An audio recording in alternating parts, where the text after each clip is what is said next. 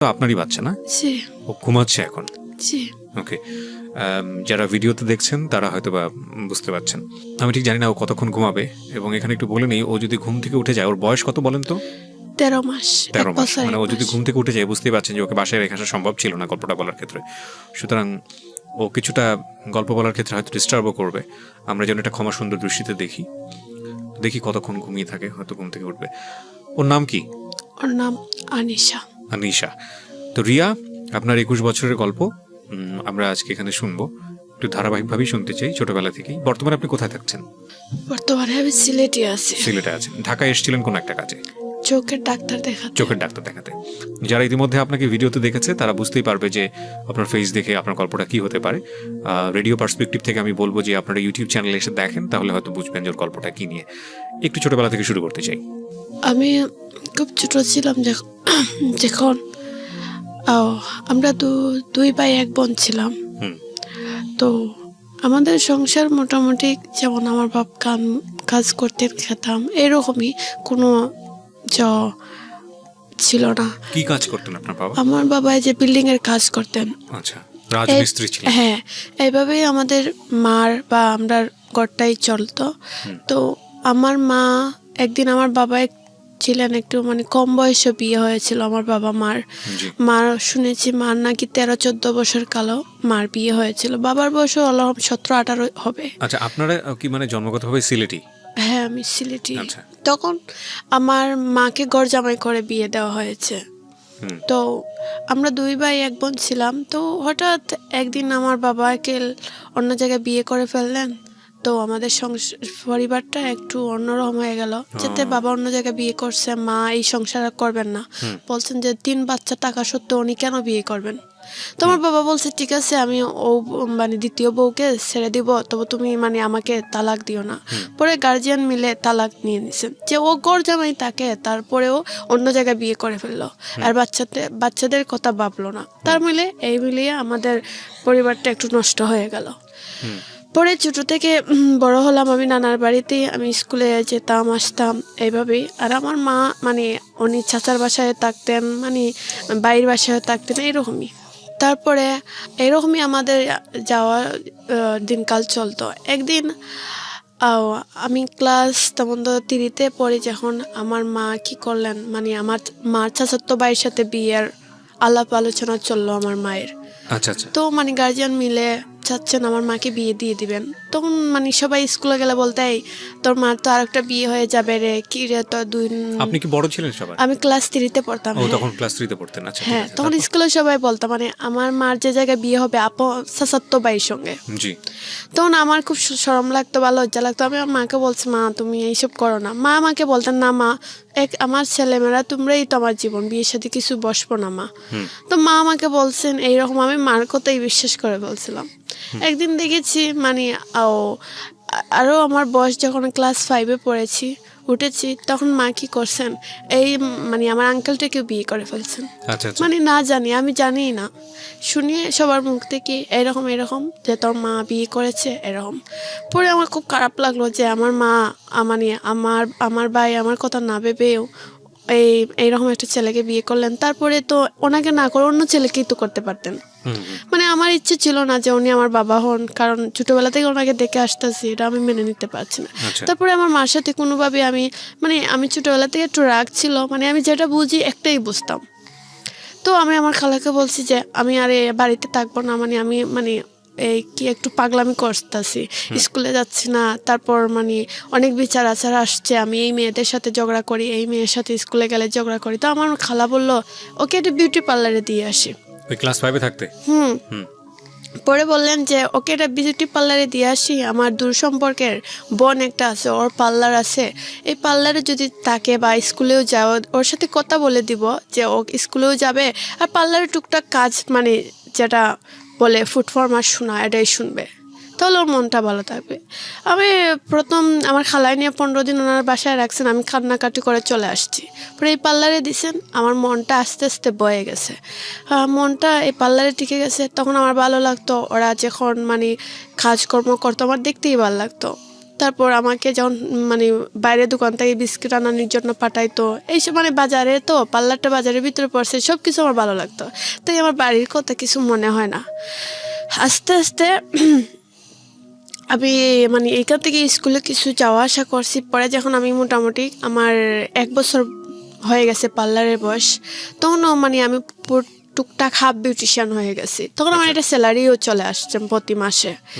তখন মানে আমি চাইলাম যে না, এই স্যালারি যাতে আমি কাজ পারি, হাফ বিউটিশিয়ান হিসাবে তো স্যালারি আমার কম হয়ে যায়। তো লাগা পার্লারের একজন মহিলা বলল, তুমি আমার পার্লারে চলে আসো।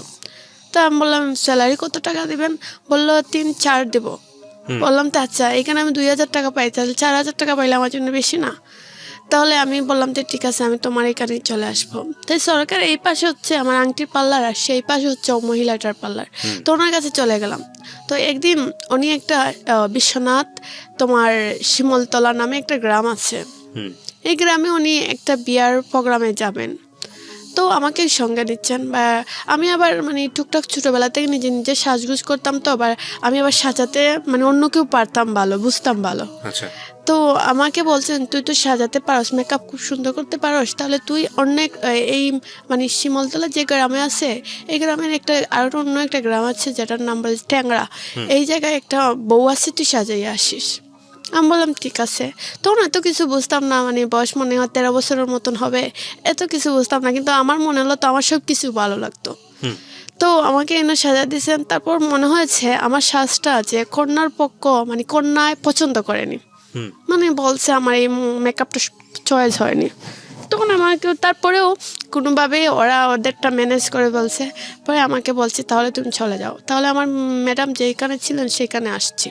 2টা ছেলে পাঠিয়ে দিয়েছিলেন আমার ম্যাডাম আমাকে রাস্তা থেকে রাতকে নিয়ে আসার জন্য। আমি তো বাসার সামনে গিয়ে গাড়িটা খাড়া করেনি, একটু দূরে খাড়া করছে। তাহলে আমার ম্যাডাম বলছেন, একটা দুলু আর মামুন নামে একটা ছেলে ছিল, যে যাও তুমি গিয়ে আমার একটা বিউটিশিয়ান মেয়ে এখানে দাঁড়িয়ে আছে, এদেরকে ওকে নিয়ে আসো। ও 2টাই গেল গিয়ে যে মানে আমাকে বললো, আপনি আসেন, এই বাড়িতেই আপনার ম্যাডামে কাজ করতেছে। পরে আমি হেঁটে হেঁটে গেলাম, গিয়ে ম্যাডাম বললো শেষ হয়ে গেছে। আমি বললাম হ্যাঁ। এখানে যে দুলু নামে একটা ছেলে আমাকে বারবার ফলো করতেছে। এই ছেলেটার সাথে আপনার ম্যাডামের কি সম্পর্ক ছিল? এটা হচ্ছে যে ম্যাডামের ভাইয়ের মানে যেটাকে বলে শালির বিয়া। এই যে ছেলেটার বড় ভাইয়ে বিয়ে করেছেন, ওনার শালির বিয়ে। আচ্ছা আচ্ছা, বুঝাতে হতো আমি পারতাছি না, মানে যেটাকে বলে তালই, মানে এরকম একটা আত্মীয় সম্পর্ক। হ্যাঁ হ্যাঁ, মানে যে ছেলেটাকে পাঠাইছেন এই ছেলেটার তালই গরবনির। আর এই ম্যাডামটা কি আপনার? ম্যাডাম এই যে বিউটি পার্লারের মালিক যে, সে হচ্ছে মালিক ম্যাডাম। যে সে। আর আপনি সাজাচ্ছিলেন কাকে? আর আমি যে জায়গায় সাজাচ্ছি সেই জায়গা থেকে চলে আসছি এই আচ্ছা। ম্যাডামের সাথে একটু সাথ দিব বলে।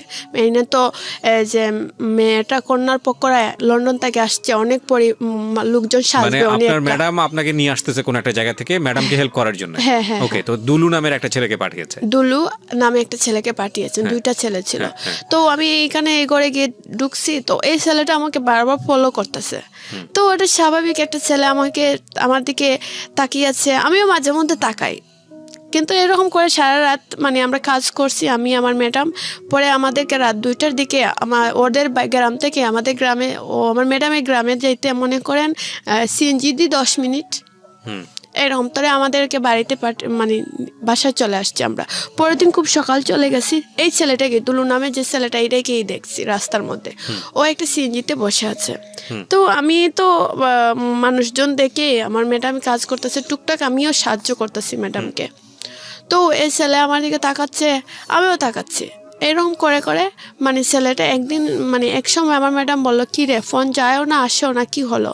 পরে এই ছেলেটাকে ডাক মারে বললো, এই যে ভাইয়া ফোন তো যায়ও না আসে না, কি হলো? বললেও যে ফোনটা অফ করে অন করে তাহলে ঠিক হয়ে যাবে। কিসের ফোন এটা? এটা মোবাইল সেট, কল যাচ্ছে না, আসতেছে না ম্যাডামের ফোনে। আচ্ছা, তো এই ছেলেটাকে বলেছে? হ্যাঁ, ওটা ম্যাডামের সাইড দিকে যাচ্ছে, তো ওটাকে যাক মেরে বললো, ভাইয়া কল যাচ্ছেও না আসতেও না, এটা ফোনটা কি হলো? ও বললো যে আপনি অফ করে অন করেন। পরে হলো ঠিক হয়ে গেল। পরে আমরা এখান থেকে আমাদের পার্লারে চলে গেলাম। 3-4 কি 1 মাসের ভিতরে আমার মনে হলো যে আমি নিজে একটা পার্লার খুলি। তো একই জায়গায়, এটা আব্দুল খালিক কমেডিক সেন্টার পড়ে বিশ্বনাথ। তো এই জায়গাতে মানে আমার মাকে বললাম যে আম্মা আমার মার সাথে একটু একটু কথা হয়, কিন্তু আমি জানি আমার মা আমাকে খুব ছোটোবেলা থেকে আমাকে খুব আদর করেন, যেটা আমি চাই এটা মারা মানে সবসময় শুনতে রাজি হন। মাকে বললাম, মা তুমি আমাকে আমার একটা পার্লার খুলে দাও না।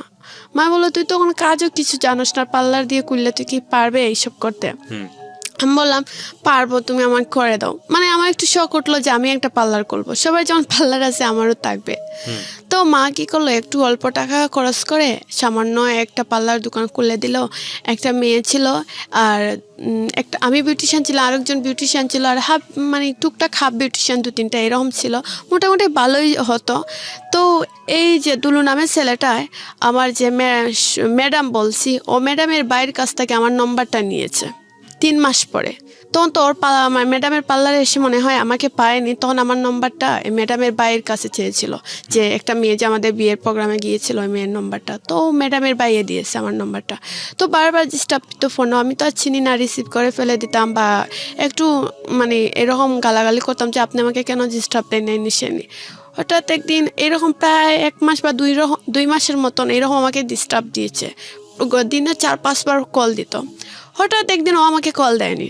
তো আমি মানে ভাবলাম, একটা ছেলে আমাকে ডেইলি 4-5 বার কল দেয়, আজ অতটা দিন ধরে দিতেই থাকলো, আজ কেন দেয়নি? তখন আমি এই ছেলেটাকে আমি নিজে থেকে থাকলাম, আমি নিজেই ওকে কল দিলাম। আপনি নিজে থেকেই কল দিলেন? হ্যাঁ, তখন ফোন রিসিভ করলো। তখন আমার ওর কণ্ঠ শুনলো, আমার কণ্ঠ শোনার পরে আমার অটোমেটিক কান্না চলে আসলো। মানে আমি বুঝতে পারলাম না কেন। তো আমি ওকে বললাম যে তোমার ফোন কেন আমাকে আজকে দাওনি? বললো, আমি না, আমার যে ভাই তারা লন্ডন থেকে আসছিল, ভাবি তারা, ওদেরকে এয়ারপোর্ট আমি আজকে দিতে যাচ্ছি, তাই আমি একটু ব্যস্ত আছি, পরে ফোন দেব। পরে রেখে দিল। তো আমার মনে হলো যে আস্তে আস্তে ওর প্রতি আমার একটু মায়া বেড়ে যাচ্ছে, কারণ আমি কিচ্ছু জানি না কেন এরকম হচ্ছে, ভাবছি আর কান্না করতেছি। তো ও মানে ওর সাথে আমার মানে আমিও কল দিতাম, ও কল দিত, এরকম কথা হতো। বয়সের ডিফারেন্স কত ছিল? মানে আপনি তো তখন ক্লাস 5-এ পড়া বয়স, ধরে নিলাম আপনার বয়স 10-11 বা সর্বোচ্চ 12। আমার যখন পার্লারের জো ছিল তখন আমি 13 বছরের। 13 বছর বয়স। ওর বয়স কত ছিল? 18-17 এরকম ছিল। আচ্ছা, মানে মোটামুটি বোঝার বয়স, সেদিক থেকে আপনি একেবারে অল্প বয়সী। জি, তারপর? ও আমাকে বলল, আমি তোমাকে পরে কল দিচ্ছি, আর আমার মানে কিছু কান্না আসছে এই কারণে, মানে আমার মার কথা বা আমার পরিবারটা যে নষ্ট হয়ে গেল। মাঝে মধ্যে আমার মার জন্য খুব কান্না হয়, যখন আমি কষ্ট পাই ওকে কল দিই। এরকম করে করে আমার সম্পর্কটা ওর সাথে একটু গভীর হয়ে গেল। মানে আপনার মা কি আপনার সঙ্গে থাকতো না তখন? না, তখন মানে যখন আপনি থাকতেন কোথায়? আপনার বাবার সঙ্গে? আমার বাবার সাথেও না, আমার বাবাকে যে জায়গায় বিয়ে করেছেন সেই জায়গায় ঘর জামাই। আচ্ছা, আমার মাকেও ঘর জামাই করেছেন, আর একটা যে বিবাহ করেছেন সেটাও ঘর জামাই। তা আপনি থাকতেন কোথায়? আমার নানার বাড়িতেই আমি ছোটবেলা থেকে বড় হয়েছি। তো আপনার মাও তো আপনার নানার বাড়িতেই থাকতো? হ্যাঁ হ্যাঁ, কিন্তু আমার মা কিন্তু নানার বাড়িতে থাকতেন না, আমার মার চাচা ওনার বাসাত নিয়ে গেছেন। আচ্ছা আচ্ছা, ওকে। তার মানে একা একা আপনি থাকতেন? হ্যাঁ, একাই থাকতাম। তারপর আমার 2 ভাই বোনরা কোথায় থাকতো? আমার ভাই একটা ছিল, একটা মানে আমার বাবা যে দ্বিতীয় বিয়ে করেছেন ওনার কাছে নিয়ে গেছিলেন ভাই 2টা, আমি তো আর যাইনি। মানে আপনার সঙ্গে আপনার ভাই বোনও থাকতো না সেই অর্থে? হ্যাঁ, ভাইজনকে 2জনকে নিয়ে নিছেন। একটাকে শুনছি যেটা 4 বছরের না 5 বছরের, যে ওকে পালক দেওয়া হয়েছিল, ওকে আজ পর্যন্ত খুঁজে পাওয়া হয়নি। ওর নাম রুবেল ছিল। আচ্ছা আচ্ছা। তারপর একটা ভাই হারিয়ে গেছে, তারপর এক ভাই এক বোন ছিলাম আমরা। ওর বয়স রাসেল, ওর নাম ছিল, আমার ভাই যেটা আমার ছোট। আচ্ছা, তো আমরা 2 ভাই বোন ছিলাম।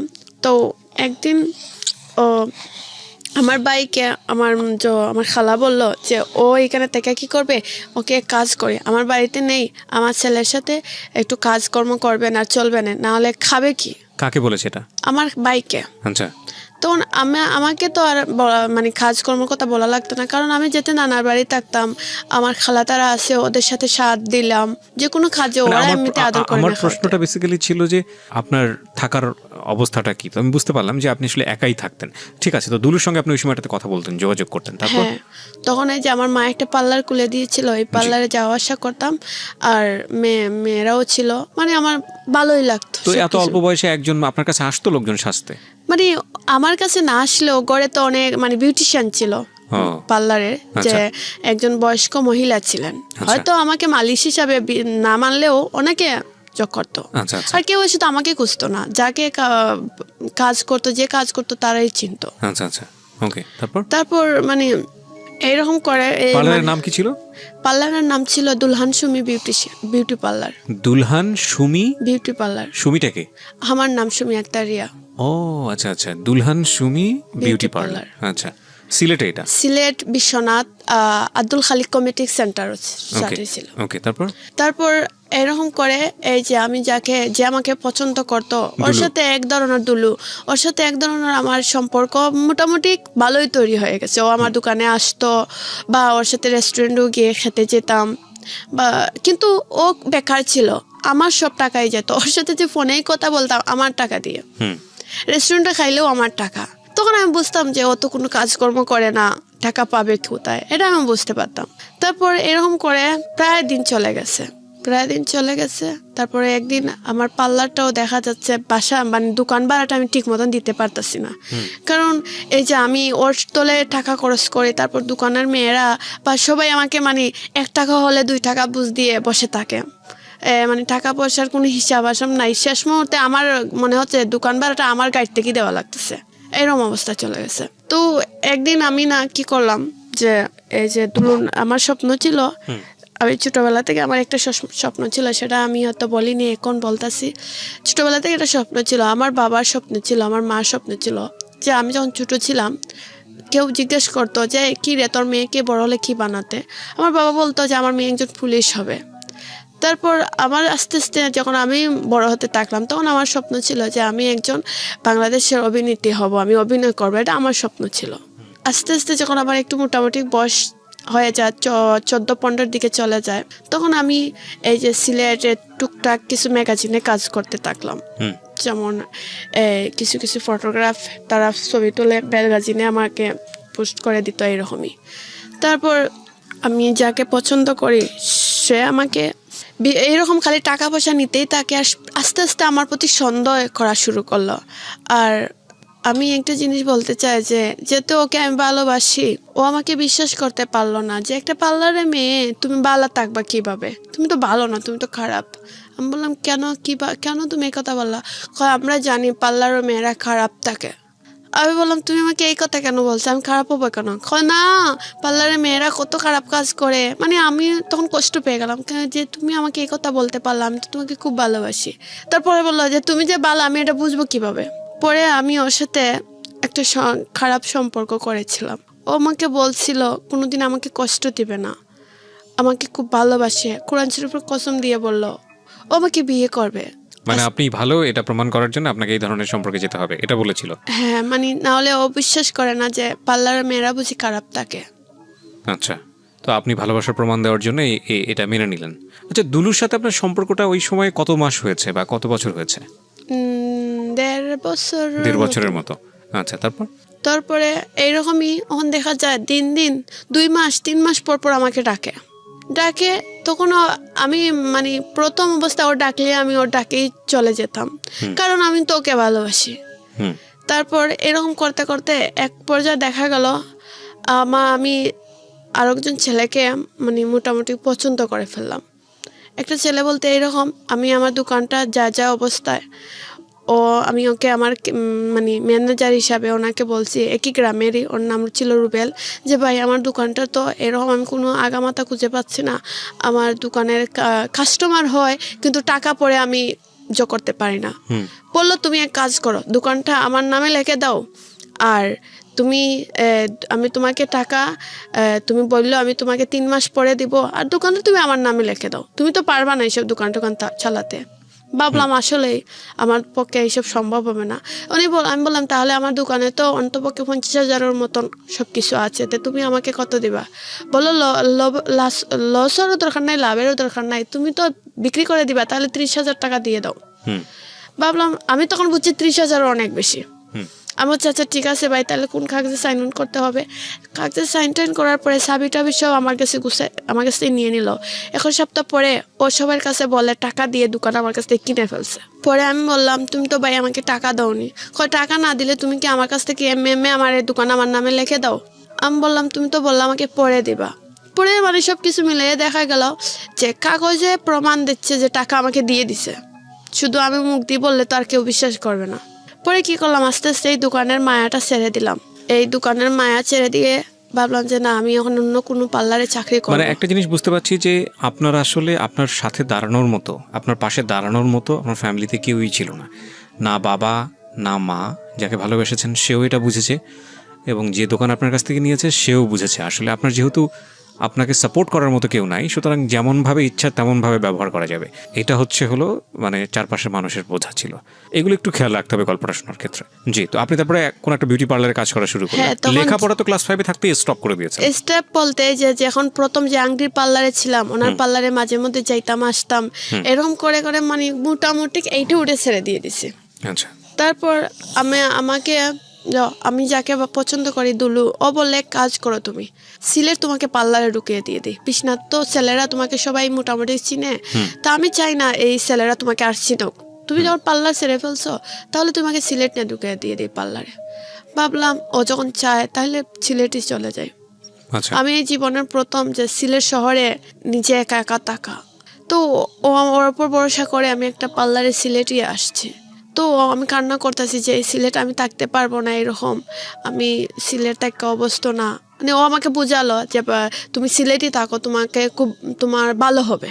তখন ও বললো আমি আর এখন থেকে তুমি আমার সাথে ডাইরেক্ট কথা বলে ফোনে কথা বলা লাগবে না, আমার পিছনে আর টাকাও খরচ করা লাগবে না। আমি ছোটো মোটো একটা কাপড়ের দোকানে চাকরি নিয়েছি, এখন থেকে আমি কল ডাইরেক্ট করে তোমার সাথে কথা বলবো। তারপর এরকম ও কল দিত, মানে 2 বছর পর থেকে ও আমার সাথে ডাইরেক্ট কল দিয়ে বা রেস্টুরেন্টে খাওয়া দাওয়া লাগলে ওই টাকাগুলো দিত, আমার তেমন বেশি খরচা লাগতো না। কে? দুলু। ওকে। আর 2 বছর পর্যন্ত আমার টাকাই খরচ হয়েছে। তারপর এইরকম করে আমি মনে করেন আর আছে তো, ও আমাকে একটু সন্দেহ করতো, মনে করতো যে সিলেট ফোন আসে, বারবার ফোন আসতেছে, মনে হয় আমি অন্য কোনো ছেলেদের সাথে কথা বলি, আর ওর পরিজনের ঠিকই আমাকে টেক্কা নিত। তো আমি ওকে একদিন বললাম, এক সময় ওর জন্য আমি খুব পাগলের মতন ছিলাম, যে ওকে বললাম তুমি আমাকে বিয়ে করে নাও। ও বললো এখন না, করবো তোমাকে পরে। এরকম করে আমাকে আশা দিয়ে দিয়ে রাখে, আমিও খুব ভরসা করি হ্যাঁ তো করবে। এক সময় আমাকে বললো, এরকম কত দিন যাওয়ার পরে একদিন বললাম তুমি আমাকে বিয়ে করবা না? বললো করবো, তাহলে এক কাজ করো। আমাকে একটা শাড়ি দিয়েছিল, লাল শাড়ি। আমি বলছি বলছে তোমাকে কোর্ট ম্যারেজ করে ফেলবো আর খাবিনটা তোমার কাছে থাকবে। তখন আমাকে খাবিন টাবিন এইসব কি, অত কিছু বুঝি না। আমি ভাবছি আচ্ছা খাবিন আরটা এইসব আমি বুঝতেছি না, তুমি আমাকে বিয়ে করে নাও। বলো ঠিক আছে, তোমার আমাকে একটা শাড়ি দিয়েছিল, মানে যেরকম মানুষ একজন বিয়ে করলে যা যা প্রয়োজন হয়, কিছু কসমেটিক দিয়েছিল, এরকম দিয়ে বললো আমি তোমাকে কোর্ট ম্যারেজ উকিলের মাধ্যমে করব। আমাকে শাড়িটারে দিয়ে স্বপ্ন দেখিয়ে পরে বলে কি আরও কিছুদিন পরে বিয়ে করি। পরে আস্তে আস্তে আমি ভাবলাম না, ও আমাকে বারবার স্বপ্ন ভেঙে দেয়, আর এটা মেনে নেওয়া যাচ্ছে না। আমারও তো এটা মানে আমিও তো এটা মানুষ, আমাকে তাইলে করবে না ডাইরেক্ট বলবে, মিথ্যা আশ্বাস দিবে কেন? পরে জাস্ট আমি আর ওকে বিয়ের কথাও বলি না, কিছুর কথাও বলি না। এখন আমি চাচ্ছি যে আমি আমার জীবনটাকে নিজের মতনই সাজাবো। আস্তে আস্তে প্ল্যানিং করলাম না, আমার স্বপ্ন পূর্ণ হতে হলে সিলেট যখন আসছি শহরের ভিতরে, তো বাউটাও সব কিছু আমি বুঝি। তো আস্তে আস্তে ফটোগ্রাফ বলো, বিভিন্ন স্টুডিওর মাধ্যমে আমি একটু চ্যানেল লাগালাম যে আমার স্বপ্ন এরকম কিছু বাইরে আমাকে বলছে তোমাকে আমি সাহায্য করব, বা সিলেটেরও কিছু আঞ্চলিক নাটকের অফারও আসছে। হ্যাঁ, এখন আমার মনে পড়ছে আপনার গল্পটা, আপনার অনেক আগে আপনি বলেছিলেন রেডিওতে, সেটা প্রচারও হয়েছিল। আপনি কিছু মডেল ছবিও নিয়ে এসেছিলেন হ্যাঁ সেই সময়। রাইট। যারা শুনেছেন, যারা আমার পুরনো শ্রোতা আছেন, তাদেরকে একটু ইন্টারাপ্ট করছি। এই পর্যায়ে এই গল্পটা রেডিওতে প্রচার হয়েছিল, কিন্তু এক পর্যায়ে পর্যন্ত প্রচার হয়েছিল।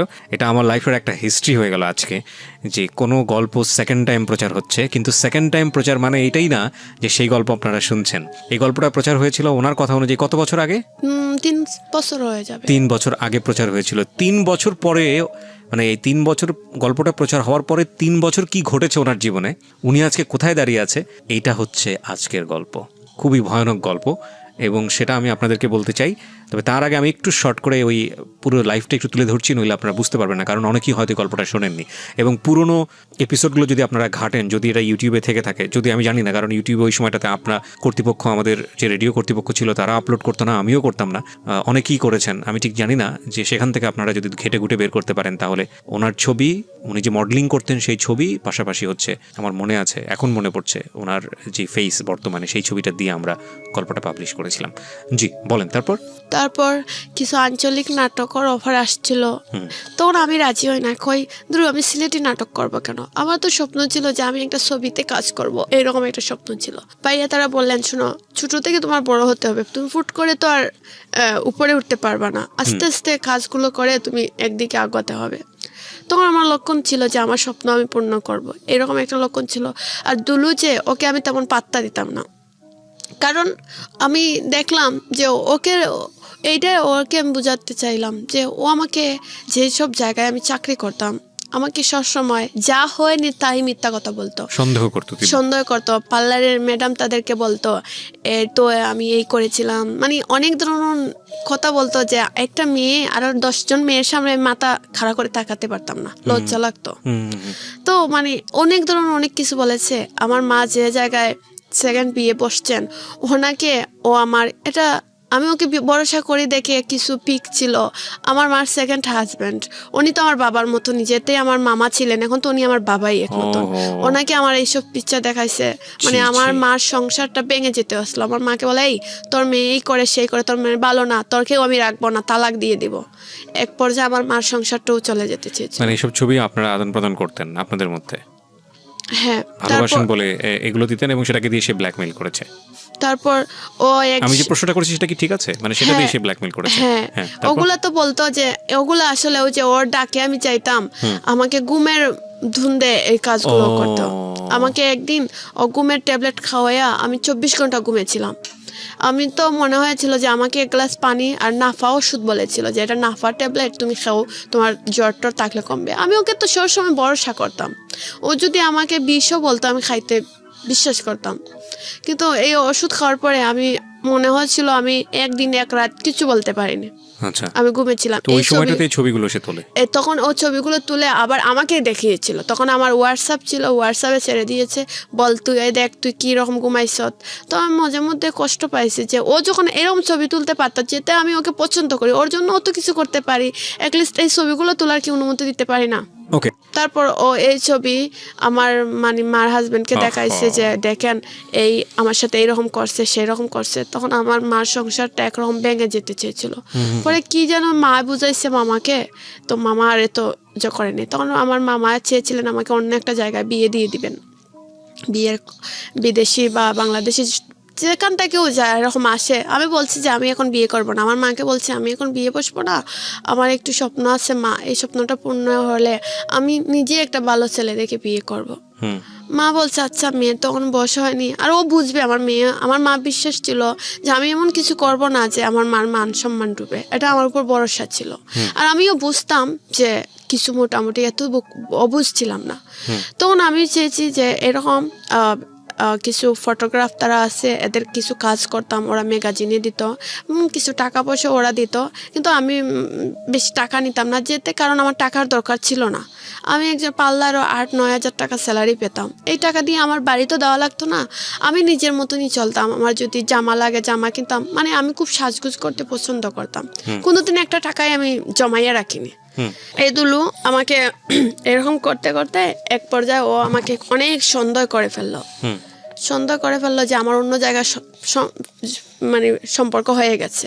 তো টুক একখানো হয়েছে এইসব, আমি আসলে যেতখানা যদি মানে একটা ছেলের সাথে আমি সম্পর্ক করে 2-1 মাস পরে আর কথা বলার ইচ্ছে জাগে না, তারপরে আমার দুলুর কথা মনে হয়ে যায়। মানে এর মধ্যে আপনি চেষ্টাও করেছেন অন্য ছেলের কাছে ডাইভার্ট করার জন্য নিজেকে? হ্যাঁ করেছি, কারণ আমি ওকে বলতে পারতাছি না, কারণ আমি চেয়েছি ওর কথা মনে হলে আমি অন্যকে ফোন দেই বা ফেসবুক চালাইতাম। ওকে ভুলে থাকতে চেয়েছেন কিন্তু পারেননি? না, বা ফেসবুক চালাইতাম, একটু তো ফ্রেন্ড থাকতেই পারতো, ওদের সাথে কথা বলে চাইছিলাম যে ভুলে যাওয়ার, কিন্তু ভুলতে পারিনি।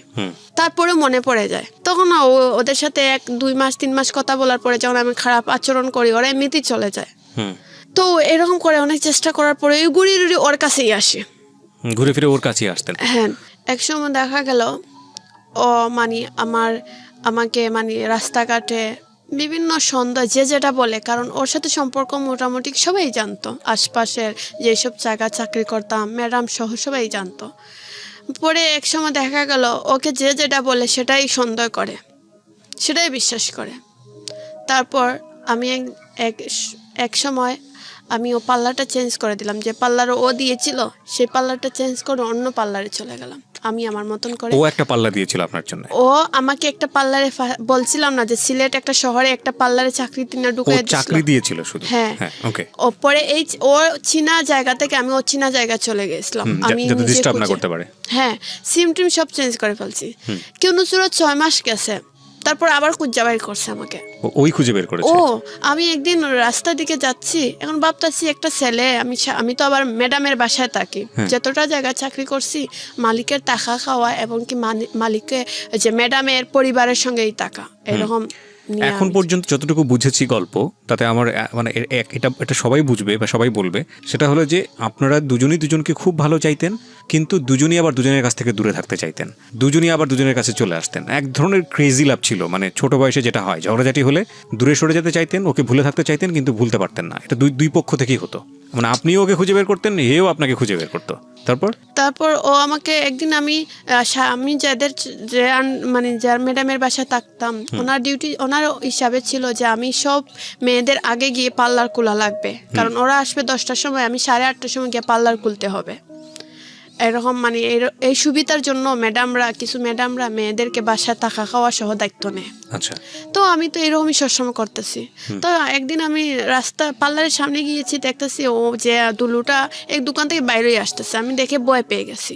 আমি কিন্তু তখনকার বলেন আমি হাঁটা জিনিসটা অনেক ভালো পছন্দ করতাম, এই গান শুনে শুনে হাঁটতাম, আমার ভালো লাগতো। তো আমি সবসময় হাঁটাচড়া করতাম, আমি ভয় পেয়ে গেছি ওকে দেখে। তখন আমি কি করছি, আমার কাছে 2টা ফোন ছিল, কারণ আমি একটা ফোন ছিল, 2টা ফোনের 2টা সিম ঢুকানো ছিল। ওকে দেখে আমি একটা ফোন কিভাবে লুকাবো আমি নিজে বুঝতে পারিনি। না সরি, এক ফোনের মাঝে 2 সিম ছিল। আচ্ছা আচ্ছা। তখন আমি চেয়েছি যে যদি ও তো আমার দিকে তাকাচ্ছে আর হাঁটতেছে, কারণ ও তো বুঝতেছে আমি মোবাইল হয়তো একটা লুকাবো, ও মানে আমার ব্যাগ নিয়ে টানাটানি করতেছে। কিন্তু আমি বলতেছি যে রাস্তাঘাটে মানুষজন দেখতেছে তুমি পার্লারের ভিতরে আসো, আচ্ছা তোমাকে ফোন দিচ্ছে। ও আমি গেট খোলার আগে ও নিজেই আগে ঢুকে ফেলছে পার্লারের ভিতরে। মানে এতদিন ধরে খুঁজতেছিল আপনাকে, খুঁজে পেয়েছে। ও মোবাইল নিবে, আমার কাছে টানাটানি করতেছে যে মোবাইল দে, আমি মোবাইলের মধ্যে দেখবো তোর 2টা সিম নি। আমি বলছি না একটা সিম, বলছে না 2টা সিম আছে। পরে আমি কি করলাম, আমি বললাম আচ্ছা তুমি এখানে দাঁড়াও, আমি তোমাকে সিম দিচ্ছি বের করে তোমাকে দেখাচ্ছি। তা ও মনে হয় ভরসা করে দাঁড়াইছে। দাঁড়ানোর পরে একটা সিম ছিল আমার মানে ব্যাটারির উপরে, এই সিমটা আগলোস মানে খাবার কুলার সঙ্গে সঙ্গে সিমটা আমার পায়ের উপরে পড়ে গেছে, ও খেয়াল করেনি ততটা। তখন ওই খাবার খুলছে, ও ফোন টান মারি নিয়ে নিছে, আর সিমটা নিচে পড়ছে, ও অত খেয়াল করেনি। তখন এই সিমটা পড়ছে নিচে, আমি আবার পায়ের জুতার তলায় এই সিমটাকে জাতা মারি ধরছি যাতে ও দেখতে পারে না। তখন আমি বললাম দেখছো আমি যে একটা সিম চালাই, তুমি বিশ্বাস করো না? হয় যা, এতদিনে একটা বিশ্বাসের কাজ করলে, নাহলে তো 2টা 3টা ফোন চালাইতেই থাকস। পরে এই সিমটা ও মানে এই মোবাইল নিয়ে কি লাড়ালাড়ি করতেছে, আর এই সিমটা আমি ডাইরেক্ট নিচে লাইম না একটা যে দোকানের বাইরে ছিল, এই ফুলকলি ছিল, ফুলকলির দোকানের বাইরে বলছি ভাই এই সিমটা আপনি রাখেন, জানুন আমি পরে আসা নিচ্ছি। কারণ হচ্ছে পরে এইদিক নিচে একটা ছেলে বসে তৈছে, ও আবার দেখে ফেলছে, ফোন দিয়ে বলছে ভাই এইখানে এসে কি রাখা যাইতেছে বুঝতে পারতেছি না। ও জলদি নিচ্ছে। 2-3টে সিম চালালে সমস্যাটা কোথায়? ও মনে করে যে আসলে ওর জন্য আমি 2টা সিম চালাই, কারণ ও 1 মিনিট ওয়েটিং দেখতে পারবে না। ওয়েটিং যদি দেখে এমন গালাগালি বসাবসি মানে অবস্থা, মানে বাপ মা কেউ মানে দুনিয়ায় থাকতে পারবে না, সবাইকে এমন ধরনের গালাগালি করবে। আমি এই বইতে 2টা সিম চালাই, যদি আমার এটা বান্ধবীও থাকতে পারে, আমার এটা বন্ধুও থাকতে পারে, আমি কথা বলতে পারি না। রাইট। তো তারপরে কি হলো? পরে আমি ও আসা নিছিলাম চলে, আমি এই দোকানদারকে জিজ্ঞাসা করছে ভাই ও কি আপনার কাছে কিছু দিছে? উনি বললেন না তো, উনি আমার কাছে আইসক্রিম নিতে আসছেন। মানে ও কথাটা উনি অন্যরকম বুঝিয়ে দিয়েছে। তাহলে ও সিম আর মোবাইল নিয়ে চলে গেল। পরে এরকম প্রায় করে মোবাইল নিয়ে নে, আবার আমি গিয়া বিছনাটাকে আনা লাগে প্রায় সময়। ইমুতে ও তোমার ইমু না, তখন তো হোয়াটসঅ্যাপ ছিল, ভাইবার ছিল, এগুলোর মধ্যে ওর আর আমার প্রোফাইল পিক দিয়ে রাখবে, এমন প্রোফাইল পিক দিয়ে রাখবে মানে মানুষজন এমনিতে খারাপ বুঝবে। তো এইসব করে অনেক ঝামেলা করে। তো আমি আস্তে আস্তে বোঝা গেল যে আমি আমার বাড়িতে গিয়েছিলাম, গিয়ে একটা দূর সম্পর্কে মামাও লাগে বা দূর সম্পর্কে মামা, তো ওনার সাথে একটু কথা বলার চেষ্টা করলাম যে এরকম আমি এখন কি করব মামা, আমি তো এটা বড় সমস্যার মধ্যে পড়ে গেছি। ওনার সাথে সব শেয়ার করলাম যে আমাকে ও এরকম করে সেরকম করে, ওর কথা অনুযায়ী যদি আমি আজকে বলবে এই তুই আজকে আস আমার কাছে, আমি দেখা করব, আমি যদি যাই না তাহলে আমার সাথে অনেক খারাপ আচরণ করে, তো আমার বাধ্যতামূলক যাইতেই হয়। ওকে। আমি কি করব? উনি বললেন এক কাজ কর, এই সেলের নম্বর ডিলিট করে ফোন টোন ডিলিট করে তুই পার্লারে যাস না, বাড়িতেই থেকে যা। আচ্ছা। এখান আমার অভ্যাস হয়ে গেছে পার্লার থেকে, আমি তো আর বাড়িতে থাকতে পারতেছি না। এখন আমি বলতেছি না মামা, আমার তো একটা মাসে একটা খরচ লাগে। তারপরে আমি উন্মুক্তত ভর্তি হয়েছি, তেমন তোমার আবার তোমার কোচিংও করি, এগুলোর টাকাও দিতে হয়, সব কিছু মিলে আমার খরচ আছে, আমি ওনাকে বললাম। তারপরে এই যে আমার ম্যাগাজিনের জন্য প্রায় সময় অনেক কিছু জায়গায় যেতে হয় কাজ করার জন্য, ওনাকে বুঝিয়ে বললাম যে মামাতে এক কাজ করে আমি আরেকটা পার্লার চেঞ্জ করে আর সিম চালাবো না, এটা বন্ধ করে দিই। উনি বললেন দেখো কি করো। তারপর ও আমাকে উনি এইখানে কিন্তু অনেক বুঝতে পারতেছেন, অনেক ঝামেলা হয়েছে, মানে মারামারি ওসাওসি, কারণ ও মানে ওর কাছে আমি যাই একটু শান্তি ফিল করার জন্য, কারণ আমি ওরে এতটুকু জানি না। আমার মনে হয় যে মানুষ যখন কষ্ট পায়, দুঃখ পায়, মার কাছে গেলে যেরকম একটা মানুষ শান্তি ফিল করে, আমি ওরকম মনে করতাম ওর কাছে গেলে। কিন্তু ও কি করে আমাকে মারামারি দরাদরি করে, শুধু আমার এসব ভাল লাগে না। ওর কাছে যাই যদি আমি একটু শান্তি অনুভব করার জন্য, ও যদি আমাকে মারে ধরে সন্দেহ করে, তাহলে কি আর হয়? তখন আমি আস্তে আস্তে ওকে ভুলে যাওয়ার চেষ্টা করি, আর ওকে আমি ফোনও দিতে চাই না, কিছু করতে চাই না। এরকম অবস্থায় ও আমাকে ফোন দিতে চাইলে আমি তেমন পাত্তা দিই না, আমি ব্যস্ত দেখাই, খুব বিজি আছি রাখো বা এরকম কিছু দেখাই। তো একদিন বৈশাখীর দিন আমি পার্লারতেই সাজগুজ করে আমি একটু শিশু পার্কে গিয়েছিলাম। আমি কিন্তু আবার পার্কও যেতে খুব পছন্দ করতাম, কিন্তু যে পার্কে ও আমাকে শিখাইছে সেই পার্কেই যেতাম। আচ্ছা। ও আমাকে সবসময় শিশু পার্কেই নিয়ে যেত। তো তখন তো ওর সাথে ঝগড়া ছিল, আমি চেয়েছি যে আমি নিজেই সাজগুজ করে শিশু পার্কে যাই, মানে ও আসবে বলে না, আমি আমার নিজের মতন চেয়েছি একা একা ঘুরবো। তখন ওর সাথে আমার বেশি কথা হতো না। ও দেখতাম আমি যেসব মেয়েদের সাথে কথাবার্তা বলতাম, ওদের সাথে ও সম্পর্ক করতো, কথা বলতো। তখন আমার মনে একটু খারাপ লাগতো যে ওর সাথে ওকে আমি ভালোবাসি আর ও অন্য মেয়েদের সাথে কথা বলে, এটা আমার নিজেরই খারাপ লাগতো। তখন আমি নিজে ওকে ভুলে যেতে চাচ্ছিও, কারণ আমি ওটা দেখতেছি ও আমার স্বপ্ন পূর্ণ হতে দিবে না, বলছে এইসব কাজ করতে পারবা না, বলছে তুমি এইসব কাজ করলে তুমি জানো পরিচালকরা এই করে সেই করে সেই করে, মানে এই ফটোগ্রাফার হতে পারবা না, অভিনয় করতে পারবা না। না বলছে ফটোগ্রাফার তো না, সরি, মানে মডেলিং করতে পারবা না। হ্যাঁ, এবং হচ্ছে আমি যে আমার স্বপ্ন অভিনয় করবো এটাও পারবো না। ও বলছে যে এইসব করলে ছেলেরা এই করে সেই করে, তুমি কি এটা পারবা করতে? আমি কই আমার স্বপ্ন পূরণের জন্য আমি সব পারবো। কিন্তু ও আমাকে যেরকম প্রশ্ন করছে আমি উত্তর দিয়েছি এরকম, কিন্তু ও আসলে মাইন্ডে নিয়ে নিছে। তো ও বলতো বুঝতে পেরেছি। তো ও আমাকে মানে প্রায় সময় আমার মুখের মধ্যে নৌকের স্পট ফেলে দিত, খামসি মেরে, মানে যাতে করে আপনার চেহারায় একটা স্পট তৈরি হয়, এবং স্পট তৈরি হলে যাতে আপনি অভিনয় করতে না পারেন। প্রায় সময় গালের মধ্যে খামসি দিয়ে আমার গালটা মানে খুব বিড়ালের ঠ্যাঙ্গের মতন আশ্রা আশ্রা হয়ে যেত। তো আমি এইসব ভাবনা হয়তো ও মানে ডং ডাং, আমি আসলে এরও সিরিয়াস ভাবে ভাবিনি যে ও আসলে কি চাচ্ছে, এটা আমি বুঝতেই পারিনি। ও আমাকে বললো যে সুমি এক কাজ করো তুমি। আমি বললাম হ্যাঁ বলো। বলে যে তুমি আমার কথা মতো চলবা। আমি বললাম তোমার কথা মতো তো চলতে আজ বয়স আমার হয়ে যাচ্ছে 15 গিয়ে 16, আর কি শুনবো। বললো না এখন সিরিয়াসলি কথা হয়েছে যে তুমি যদি আমার কথা শুনো আমার মতন চলতে হবে, কি যে আমি যেটা বলবো সেটা ওয়েটিং থাকতে পারবো না, ফোনে কথা বলতে পারবা না, আমি যখন ডাকবো তুমি দৌড় মারে চলে আসবা, এইরকমই। আমি তো চলেও যাই চলে আসি। ও আমাকে ডিল করছে প্রতি মাসে 3 মাস পর পর ওর সঙ্গে আমি গিয়ে থাকবো, এটা কি সম্ভব বলেন? প্রতি মাসে 3 মাস পর পর ওর সঙ্গে গিয়ে আমি কীভাবে থাকবো? আমি তো চাকরি করি না, পড়ছে না, এরকম থাকতেই হবে। তারপর ভাবলাম আমিও ওর কথা ফেলে দিতে পারবো না, কারণ ওকে আমি খুব ভালোবাসি। আর ওকে যতটুকু ভালোবাসি তার চেয়ে আমার মনে হয় যে আমি যখন কষ্ট পাই, দুঃখ পাই, ওর সাথে কথা বললে বা ওর কাছে বসলে আমার লাগে সব দুঃখ কষ্ট দূর হয়ে যায়। তো এরকম ওর কথাটাও আমি রাখি, যতই ঝগড়া চাকরি হোক রাখি। একসময় ওর ডাকলেই আমি যাইতাম না, আমি বলতাম না আমার ম্যাডামে দিচ্ছেন না, এইসব করে বাহানা দেখাইতাম, কারণ আমি যাইতে চাই না। এখন ও কি করলে আস্তে আস্তে বুঝতে পারলো যে আমি ওর সঙ্গে আর নাই। ও আমাকে বিভিন্নভাবে মানে টর্চারিং শুরু করে, রাস্তাঘাটে অনেক অপমান, অনেক কিছু, যা আমি নিজে চেয়েছিলাম যে আমি যদি পারতাম মরেই যেতাম, সব জায়গা যত পরিচিত অপরিচিত মানুষ আছে সবাইকে আমার সম্পর্কে বাজে বাজে কথা বলে, আমি এই ছিলাম, আমি সেই ছিলাম, আমি খারাপ ছিলাম, আমি ভালো মেয়ে না, আমি আর 10টা ছেলেদের সাথে এই করি সেই করি, অনেক কিছু। এইসব শুনতে শুনতে শুনতে শুনতে লাস্টে ভাবলাম যে আমি আমার জীবনটাকে ওর কাছ থেকে দূরে যত সরাইবো ততই আমার জন্য ভালো। সবাই যার কাছে বলি সবাই বলে এই ছেলে তোকে ভালোবাসে না, ও তোকে ইউজ করতেছে, ভালোবাসে এমন হয়। তো আমি সবাই বুঝাইলেও আমি সবার কথা ফেলে দিয়ে ওর কাছে চলে যেতাম, ওর কথাতেই চলে যেতাম। মানে আমার মনে হতো ওই আমাকে ভালোবাসে, হয়তো একটু শাসন করে, এইটাই। এই কথাগুলো খেয়াল রাখবেন প্রিয় শ্রোতা, এবং এটা যে কত এক্সট্রিম লেভেলে প্র্যাকটিস করেছে সেটাই হচ্ছে আজকের গল্পটা। হ্যাঁ, পরে আমি ভাবতাম ও হয়তো আমাকে খুব ভালোবাসে এর জন্য। আমি যদি ওর সঙ্গে একটা পার্কে যাই তো ও কি করতো, অন্য ছেলেরা যদি আমার দিকে তাকায় ও মনে করতো এই ছেলের সাথে আমার প্রেম আছে, কোনো হয়তো প্রেম ছিল, নাহলে তাকাবে কেন? ডাইরেক্ট ও ছেলে আমাকে বলবে এইখানে দাঁড়া আমি আসতেছি, এই ছেলেকে গিয়ে জিজ্ঞাসা করবে। উনি যদি আমাকে চিনে বলবে হ্যাঁ চিনি, না চিনলে তো আর বলবে না। উনি কি বললে না বললে সেটা জানি না, এসে আমাকে বলবে এই ছেলে বলছি কি জানোস, তোর সাথে সম্পর্ক ছিল, তোরা নিয়ে এই করছে সেই করছে, দেখ তুই কত খারাপ, বাদে এইসব নিয়ে যে জায়গায় যাবো ঝগড়া ঝাঁকড়ি। মানে এইসব করতে করতে লাস্টে আমি সত্যি যে ও আমাকে যে ভালোবাসে বা আমি যে ওকে ভালোবাসি সেই জিনিসটা উঠে যাচ্ছে। আমি এখন চাচ্ছি যে আমি শুধু এটাই বলি যে ওর জীবন থেকে সরে গিয়ে আমি আমার জীবনটা নিজের মতন সাজাতে। কিন্তু ওকে কল না দিলে যেমন আমিও থাকতে পারি না, সারাদিন গেলে একবার না একবার আমার কল দিতে হয়।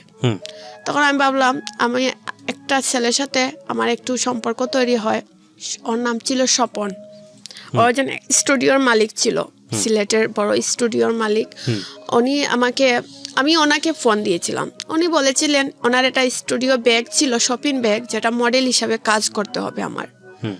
বলছেন যে আমার কিছু ব্যাগ বাইর হইবে দোকানের জন্য, তুমি এই ব্যাগের মধ্যে মডেল হিসাবে একটা শাড়ি, আমি তোমাকে শাড়িটা দিব, আর কীরকম কী করতে হবে সেটা আমি বুঝিয়ে, আর এটা মানে পাহাড়ের উপরে মানে সিনারিটা থাকবে, ছবিটা তুলবো। আমি বলছি আচ্ছা ঠিক আছে ভাইয়া। তাইলে বলছে যে মানে আমাদের সিলেটে এই যে মডেলটা যেরকম দাঁড়িয়েছিল ওনার ছবি দিয়েছে যে সেম এরকমই হতে হবে সব কিছু। তো আমি রাজি হয়েছি। এরকম করতে করতে ওনার সাথে একটু কথা বলতে বলতে বলতে বলতে আমি ওনার প্রতি একটু মানে বোঝা গেল যে ওনার প্রতি আমি একটু দুর্বল হয়ে যাচ্ছে। মানে উনি প্রায় সময় কল দিতেন রাতকে, যে তুমি কি করো, কেমন আসছো, খাওয়া দাওয়া করছো, এইরকমই। তো আমি এইসব কথা মানে কথা বলতে বলতে যেরকম মানুষের এটা অবস্থা হয়ে যায়। তো ওর যে স্বপন নামে যে ছেলেটা, ওর সাথে কথা বলতে বলতে মনে তখন বোঝা গেল যে দুলু কল দিলে আর আমার ওর সাথে কথা বলতে ভালো লাগতো না। আচ্ছা, তখন আপনি বেসিক্যালি স্বপনের প্রতি একটা ইমোশন তৈরি হচ্ছে। হ্যাঁ, তো ওই স্বপনের দোকানে আমি যাওয়া আসা করতাম ডিউটির পরে। আমি সকালে যখন ডিউটিতে যাইতাম ওর দোকানটা কিন্তু ফেলে রেখে, মানে ওর দোকানটা রাস্তার মধ্যে ক্রস করে যেতে হয়, আসতেও ওর দোকানটা ক্রস করে আসতে হয়, যাওয়া আসা ওর দোকানের নিচ দিয়ে যেতাম আমি। তো যে বেশিরভাগ যখন আসার টাইমে ওর দোকানে উঠে একটু কফি বা চাটা খেয়ে আসতাম। ওর দোকানে কাস্টমার অনেক থাকলে তো ছিল, না হলে গল্প বসে করে চলে আসতাম, এরকমই। তো একদিন ও আমাকে অফার দিয়েছে, ও আমাকে খুব ভালোবাসে। তা আমি তো খুশি, কারণ ছেলে যে আমাকে ভালোবাসে। আমি ভাবছি মাঝে মধ্যে যে আমি যাকে পছন্দ করি, আমি তো বেশিরভাগ ছেলেদেরকে অফার করি, আমি পছন্দ করি। এখন থেকে এই ছেলে আমাকে ডাইরেক্ট অফার করলো, আমাকে পছন্দ করে, তাহলে তো খুব ভালো কথা। তো ছেলেটা শ্যামলা ছিল, কিন্তু ছেলে যে একটু প্রবলেম পায়ে ছিল সেটা কিন্তু আমি জানতাম না, কারণ ওকে সবসময় আমি বসাতে গিয়ে দেখতাম, ও বসতো, কেসে বসা ছিল। ওর পায়ে যদি প্রবলেম থাকে সেটা আমি কিভাবে বুঝবো? তো আমার সঙ্গে হাঁটতেছে না, ওর একটা পাও খাটো ছিল, একটা পাও লম্বা ছিল, এটা আমি জানি না। যাই হোক, ওকে আমি যতদিনও যাই ওকে মানে কেসে বসে টাকা দেখি, ওইভাবে কথাবার্তা বলতাম, চলে আসতাম। ওর প্রতি আমার অনেক টান হয়ে গেল। আমি ওকে ফোন দিতাম, প্রায় সময় রাত ওকে ওয়েটিং দেখি। বললাম তুমি এত ওয়েটিং কিসের জন্য? বলে না, কাস্টমাররা রাতকে ফোন দেয়। আমি বলছি রাত 12টার পর কাস্টমাররা ফোন দেয়? বলে হ্যাঁ দিতেই তো পারে, দরকার থাকতে পারে না। আমি বললাম একদিন 2 দিনের জন্য প্রতিদিন রাত 12টা থেকে 3টা-4টা পর্যন্ত, মানে তখন ও আমাকে বলে না, আমরা বন্ধুরা 4-5 জন কনফারেন্সে ঢুকে গল্প করি। আমিও বিশ্বাস করছি হতে পারে। এরকম করে করে ওর সাথে হয়তো 1 বছরের মতন হয়ে গেল, কিন্তু ও যে ইন্দু এটা আমি জানতাম না, ওর যে পাওয়ার সমস্যা সেটাও আমি জানতাম না, কারণ ওকে নিয়ে কোনোদিন আমি কোথাও ঘুরতেও যাইনি, জাস্ট খালি এই দোকানেই দেখা হতো। তারপর এরকম করে সম্পর্কটা একটু জড়িয়ে থাকলো। পরে এই যে দুলুকে আমি পাত্তা দিতাম না, এই যে ও আমাকে ফোন দিত, আমি বেশি গুরুত্ব দিতাম না, ফোনে সময় দিতাম না, কথা বলতে চাইতো, আমি সময় দিতাম না। এরকম করে একদিন আমাকে এই দিন দুলু, আমি যে পাল্লায় চাকরি করি, আমাকে বললো তুমি কোথায় চাকরি করো? আমি বললাম কেন, শাহজালাল ওকে বলিনি। বলছি কেন? বললো না, তোমার জন্য কিছু আমাদের বাগান থেকে আম, লেসু আর বুবি এগুলা নিয়ে আসছিলাম, তুমি যদি খাও তাহলে দিব। আমি বললাম তো এক কাজ করো, তুমি এই যে ব্রিজ আছে যে দক্ষিণ, তোমার সিলেটের একটা তোমার সুরমা নদী ব্রিজ আছে, এই ব্রিজে এইখানে তুমি থাকো, আমি তোমাকে 3 ব্রিজের নিচ থেকে এসে নিব না। বললো তো ঠিক আছে। ও আমাকে এখানে ব্যাগ দিয়ে হয়তো আমাকে ফলো করছে আমি কোথায় যাচ্ছি। পরে সন্ধ্যাবেলা আমাকে কি করলো, আমি শাহজালালের মাজারের পাশ থেকে হাইটটা যাচ্ছি, যাওয়ার পরে আমি দেখলাম একটা সিএনজি, আমার অনেক সিএনজি তো যাচ্ছে, রাস্তাঘাটে তো সিএনজির অভাব নেই, যাচ্ছে আসতেছে। একটা সিএনজির দিকে আমারও চোখ পড়লো, এই সিএনজির দিকে যাচ্ছে, আমি দেখলাম একটা ছেলে স্প্রের মতন একটা বোতল বাইর করলো, কিন্তু পরে আমি বোতল যে বাইর করছি সেটা দেখছি, কিন্তু হঠাৎ বোঝা গেল যে বৃষ্টির মতন পানি পড়তেছে আমার শরীরে। আমি আমার শরীরের দিকে তাকালাম, বোঝা গেল ছিদ্র ছিদ্র। এটা আমি বুঝতে পারিনি যে এটা কি। তো মানুষজন আমাকে টান মারে নিয়ে গেল, আমি চিক মেরে উঠছি, আমার হাতে একটু মানে এই পানির ফুটা পড়ছে, আমার হাতটা দেখছি মানে একটু কীরকম যেন কীরকম হয়ে যাচ্ছে, কালোর মতন। এখন আমি মানে জলদি মানে মানে একজন মাজারের এখানে অনেক লোকজন ছিল, ওরা আমার টান মারে নিয়ে বলে, এই মেয়ে তুমি পানি দাও, শরীরে পানি দাও। আমি পানি দিলে আমার কাপড় চোপড় করে ফেললাম। পরে আমার ম্যাডামকে ফোন দিয়ে বললাম এইরকম আমার এই অবস্থা। আমার ম্যাডাম বললে তুমি জলদি বাসায় আসো। পরে আমাকে উসমানী মেডিকেল ভর্তি করে দিয়ে আসলেন। তখন আমি দুলুকে ফোন দিলাম, এইরকম আমাকে নানি কে জানুন এইরকম করছে। তো ও বললো তো তুমি তাকো, আমি আসতেছি। ও জলদি আসলো, আসছে মানে আমাকে ডাক্তারকে বললো, ডাক্তার আপনি দেখেন কি হয়েছে ওর, মানে ডাক্তারকে নিয়ে আসলো। ডাক্তারকে বলছে যে আপনি দেখো এটা কি বা কিতা আসল বিষয়। তো ডাক্তার বললো বেশি পুরো নয়, এটা মাত্র 9%, এটা কিছু হবে না। তো ও বাদে আমাকে পরের দিন আমি বাম হাতে না, তখন আমার প্রথম মানে হাতে, এই হাতে ছিল মানে একটু মানে বেশি না, মাত্র 1 ইঞ্চির মতন একটু। ওকে। তখন আমি ভাবলাম তো আমাকে চাকরি ছেড়ে দিলাম। আমি দুলুকে বললাম তো এক কাজ করো, আমাকে বাড়ি দিয়ে আসো, আমি বাড়িতে চলে যাব। ও বললো তো ঠিক আছে তুমি বাড়িতেই চলে যাও। এই রমজান মাস ছিল, আমি ভাবলাম তো বাড়িতেই তাকে, রমজান মাস বাড়িতে ছিলাম। তো আমার যে মামা একজন ছিল, ওনাকে আমি বললাম যে মামা এরকম আমার বাড়িতে তো আর এই অ্যাসিডের কথা আমি বলিনি, বলছি যে আমি রান্না করতে গিয়েছি আর তেলের ফুটা হাতে পড়ে একটা পুষ্প। বলেননি বাড়িতে? কারণ গ্রাম তো এইসব মানে সবাইকে বলিনি, যেমন ধর গার্জিয়ান আমার মা ছিল, ওনাকে বলেছি। মানে একটা কুৎসা রটনা তৈরি হবে যে মেয়েটাকে অ্যাসিড মেরেছে, তার নিশ্চয়ই মেয়েটার কোনো না কোনো পরিচিত, যেমন গার্জিয়ান ছাড়া মা বা খালা এরকম আত্মীয় ছাড়া মানে অন্য কাউকে এটা বলতে যায়নি। ওকে। তারপর পরে গ্রামের মানুষ তো এই পেপারে হয়েছে, ওরা আসছে, আচ্ছা পেপারও বাইর হয়েছে, গ্রামের সবাই আসছে, এই সুমি তুই পাল্লায় চাকরি করতে, তোর বুঝি এরকম আমি কই না গো শোনা, কই আমার হইলে তো আমার শরীরও দেখা যেত, কই সত্য তোর শরীরও নাই, কিন্তু একটা মেয়ে বিশ্বনাথের বাড়ি, আবার বিউটিশিয়ান এরকম হয়েছে, কিন্তু কে? আমি বলি আমি বলতে পারি না কে। পরে এরকম পরে এই হাতে আমার গ্রামের বাড়ির যারা জিজ্ঞেস করলে, সুমি তোর হাতে একটা স্পট কিসের? আমার লাগে যে রান্না করার কে তেলের ফুটা পড়ে ফুসকা পড়ে এরকম হয়ে গেছে। কহ তখন এটা বেশি কিছু নয়, মানে 1 ইঞ্চি পরিমাণ হয়েছে। পরে আমি 1 মাস ছিলাম এখানে, 1 মাস থাকা সত্ত্বে আমার বাড়িরই একটা শাহিন নামে একটা ছেলের সাথে সম্পর্ক হয়ে যায়। ও আমাকে ফোন দিত, খুব দেখাশোনা করতো। রমজানে ছিলাম যে আমাকে খুব মানে বলতো নামাজ পড়ো, রোজা রাখো, এরকম করো। তো ওর সাথে একটু আমার কথা বলে ওর সাথে একটা সম্পর্ক তৈরি হয়ে গেল। ও আমাকে বলছে তোমাকেও আমি ছোটবেলাতেই খুব ভালোবাসি, কিন্তু তোকে তো বলি না, কারণ তুই খুব চঞ্চল, কোনো কথাই বুঝোস না, এর জন্য তোকে আমি বলতে চাই না, কারণ তোকে বলবো তুই আবার সবার কাছে বলে দিবে। এখন তো বোঝা গেল তুই বললেও কারোর কাছে বলবে না, এখন তোর বুদ্ধি হয়েছে। তখন আমার বয়স 16 এরকমই হয়ে গেছে। তো দুলু পরে আমাকে ফোন দেয়, এরকমই দিত, আমি ধরতাম না, কারণ বললেই বলতাম যে আমি ব্যস্ত আছি, বা আমি গ্রামে এত কথা বললে আমার মামা তারা বা নানা তারা কি বলবে, আমি এত কথা বলতে পারবো না, কারণ এই গ্রামের সব মেয়েরা মোবাইল চালায় না, আমি চালাই, এটা তো সব অবশ্যই খারাপ জিনিস না। তো ও আমার তেমন কথা বলতো না। এখন ভাবলাম 1 মাস থাকার পরে ভাবলাম আমি একটা অন্য জায়গায় পার্লারে চলে যাই। তখন সিলেট তোমার দুলহান বিউটি পার্লার উপশহর ছিল, ওনার পার্লারে আমি আগেই কাজ করেছি 2 বছরের মতন।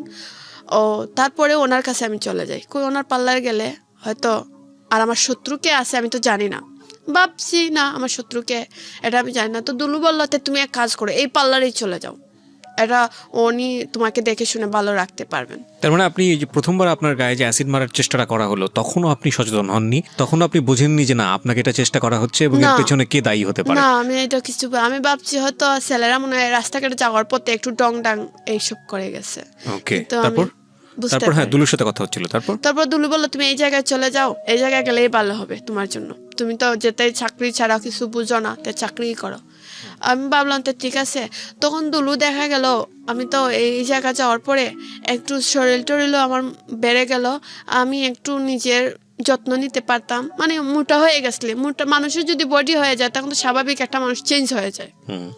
তখন ও আমাকে দেখার পরে দিন দিন বোঝা যাচ্ছে যে ও খুব আগ্রহী আমার প্রতি, মানে ও আমাকে বলতেছে সুমি এখন কিন্তু সত্যি তোমাকে বিয়ে করব। আমি মনে করি তুমি তো সবসময় বলো আর করো না, মিথ্যা আশ্বাস দাও, কয় না এখন তোমাকে সত্যি বিয়ে করব, এখন তুমি আমার বউর মতনই হয়েছ। আমি বললাম আচ্ছা তুমি আমাকে বিয়ে করবা যখন তাহলে করে ফেলো।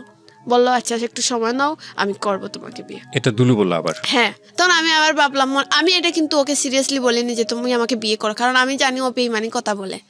তো আমি ভাবছি এইটা ওকে বললাম, আমি তো মনে মনে ভাবছি তোমাকে তো আর করবো না আমি। তো এইভাবে একটা যে ছেলে যে বলছি আমি আমার বাড়িতে সম্পর্ক হয়েছিল, ওর সাথে আমি প্রায় কথা বলতাম, ওর সাথে দেখা সাক্ষাৎ আমার রেস্টুরেন্টও করতাম, উপশহরে একটা সাফরাং রেস্টুরেন্ট আসলো, এটাতে দেখা করতাম। তো পার্লারে মেয়েরা বলতো কি রে তোর দুলুর চাইতে এইটা অনেক ফর্সা, কিন্তু দুলু কিন্তু স্মার্ট। আমি পার্দে ভাবতাম ধরো স্মার্ট আর স্মার্টে কী হয়েছে, আসলে হয়েছে মানুষ ভদ্র থাকতে হবে। পরে ও সবাই বলতো না এই যে ছেলে আছে মানে ওকে মেয়েদের মতন দেখতে লাগে, ফর্সা বেশি ছেলেরা সুন্দর না দেখতে, এরম মেয়ে ও আমার লগের যারা এরা বলতো। তারপরে ওদের কথা আমি কান দিতাম না, কারণ খালি যে মানে স্মার্ট হয়ে গেলে ভালো হয়ে যায় তেমন তো কিছু না, মনটা তো থাকতে হবে। এখন আমি ও যে ছেলের সাথে সম্পর্ক করছি ওর সাথে আমি একটু ফোনে কথাবার্তা সবই বলে থাকতাম। ওন দেখা গেল যে ছেলেটার সাথে আমি কথা বলি সম্পর্ক করছি ও আমাকে অনেকভাবে বুঝাইতো, সব কিছুতে বুঝাইতো যে সুমি এরকম চলো না, এরকম করো না। বা আমি যখন একটু খারাপ আচরণ করি, মানে আমার একটু রাগ ছিল, যে কোনো মানুষের সাথে ফট করে রাগ উঠে গেলে খারাপ আচরণ করে ফেলতাম, তো বলতে এইসব করো না মানুষ কষ্ট পাবে, এরকম করে আমার মানে অনেকভাবে বুঝাইতো। মানে আমার মনে আমি তখন আর দুলুর কথা ভুলেই গেছি, আমার দুলুকে আর মনেই পড়ে না। আমি তখন আমার মনে হয়েছিল যে ওকে আমি ভালোবাসি, আমি ওকে মিনিট মানে ঘন্টা পর পর কল দিতে থাকি, রাত 2টা-3টা পর্যন্ত কথা বলতাম। দিলু ফোন দিয়ে ওয়েটিং দেখতো, আবার কার সঙ্গে কথা বলছো, কেন আমার মার সঙ্গে, আমার মার ফোনে ফোন দিত ওয়েটিং না, তো বলতো এই তুমি মিথ্যা কথা বললে। আমি কয় আম্মার সাথে কথা বললে আরেক জায়গায় বলছিলাম, বললেও ফোন বন্ধ কর। এইসব করা চাইতে আমি কি করলাম, এর কথা তো ফোন বন্ধ করতে হবে, তাহলে আমি আরো একটা সিম কিনে ফেলি, অন্য একটা সিম কিনে ফেলছি। তো এই ফোনে তার ওয়েটিং দেখে না, আমি সেই সিম দিয়ে কথা বলতাম যাকে পছন্দ করতাম আমি। ওর নাম শাহিন ছিল। তো শাহিন আমাকে বললো সুমি তুমি এক কাজ করো, তুমি এইখানে যেহেতু উন্মুক্ত ভর্তি হয়েছো, তুমি মেট্রিকটা দেওয়ার পরে আমি তো ঢাকা ভার্সিটিতে পড়ি, তোমাকে এই ঢাকাতে আমি না ভর্তি করাবো, আর এইখানে তুমি পড়ালেখা করবা, তোমার স্বপ্নও পূর্ণ হবে, আর তোমার শত্রুও যদি তাকে, শত্রু বলতে কেউ তাকে তারাও খুঁজে পাবে। কিন্তু আপনি কি তখনও দুলুকে বিয়ে করতে চাইতেন? না আমি তখন চাইতাম না। মানে তখন কি দুলুকে আপনি বলে দিয়েছিলেন যে না এবার? ভুলে যাইনি, না না ভুলে না, আমি বলতে চাচ্ছি তখন কি আপনি দুলুকে বলেছিলেন যে ঠিক আছে তুমি আমার রাস্তায় আর এসো না, আমি আমার রাস্তা, তোমার রাস্তা আলাদা আলাদা হয়ে গেছে? না এসব কিছু বলেন নাই। তার মানে দুলু তখন আপনাকে লাভ করে চলতো? হ্যাঁ। এবং আপনিও মাঝে মাঝে দুলুর কাছে ফিরে যাইতেন? হ্যাঁ এরকমই যাইতাম। ইন দ্য মিন টাইম অনেক ছেলে এসছে টুকটাক, কিন্তু অল্প সময়ের জন্য। এই যে এই সময়ের কথা আপনি বলছেন যে শাহিনের প্রতি যখন আপনার ভালো লাগা ছিল তখন দুলু আপনাকে নক দিত, তার মানে দুলুর সাথে আপনার যেহেতু ছাড়াছাড়ি হয়নি, দুলু চেষ্টা করে যেত যে না, এবং আপনি যে আরেকটা ছেলেকে ভালোবাসেন এটাও আপনি দুলুকে বলতেন না? না। ওকে ওকে, তারপর একদিন দুলু কি করছে, ও কিন্তু বুঝতে পারে ও তো খাটো ছেলে, অনেক বুদ্ধি, ও ভাবে যে এরকম তো ওয়েটিং থাকার কথা না, নিশ্চয়ই সিম আর ওটা ইউজ করে।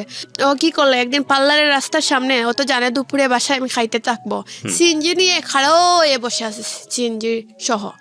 এখন আমি ভাবলাম একটা সিএনজি আছে তো স্বাভাবিক রাস্তার মধ্যে থাকতেই পারে, আমি সিএনজিটা ফিসে রেখে সামনে হাত দিলাম, ওর ডাইরেক্ট আমার হাত সহ ব্যাগ সহ টান মারিয়া সিএনজি ঢুকালো। বলাই এমন খারাপ বাসায় বকা দিয়ে বললো ফোন বাইর কর। আমি বললাম কেন? ফোন বাইর কর, তোর খবরেটা পাইছি তোর ফোনে বুঝি 2টা সিম আছে, আমি বললাম তুমি বিশ্বাস করে যে নেটওয়ার্ক একটা, দুইটা সিম থাকলে তো নেটওয়ার্ক দুইটা দেখাইতো। বলতো না তোর ফোনে দুইটা সিম আছে। তো কি বলছে ব্যাটারি খুলে দুইটা সিম পাইছে, পাওয়ার পরে আমার খুব মায়ের দর করছে রাস্তার মধ্যে, এই রাস্তার মধ্যে না গাড়ির ভিতরে আমার একটু চুলেদের টাইম না ডুসাইয়া ডাসাইয়া আমি কান্না শুরু করছি। তো আপনি তো ছেলেটাকে আর ভালোবাসেন না, এটা আপনি তাকে কেন বলতেছিলেন না? বলে দিতে পারতেন যে আমি তোমাকে আর ভালোবাসি না, তুমি আমার পিছনে ঘুরো আমি না। ওকে ভালো ঠিকই বাসি না, কিন্তু ওই যে একটা জিনিস করার পর তাকে এই ব্যাপারে আমার একটু টান হয়ে গেছিল। ও মানে আপনি বলতে চাচ্ছেন যে বিবাহ বহির্ভূত একটা অনৈতিক সম্পর্ক আপনাদের ছিল ওর সাথে, যে কারণে ওর প্রতি আপনার একটা মায়া জন্মে গিয়েছিল।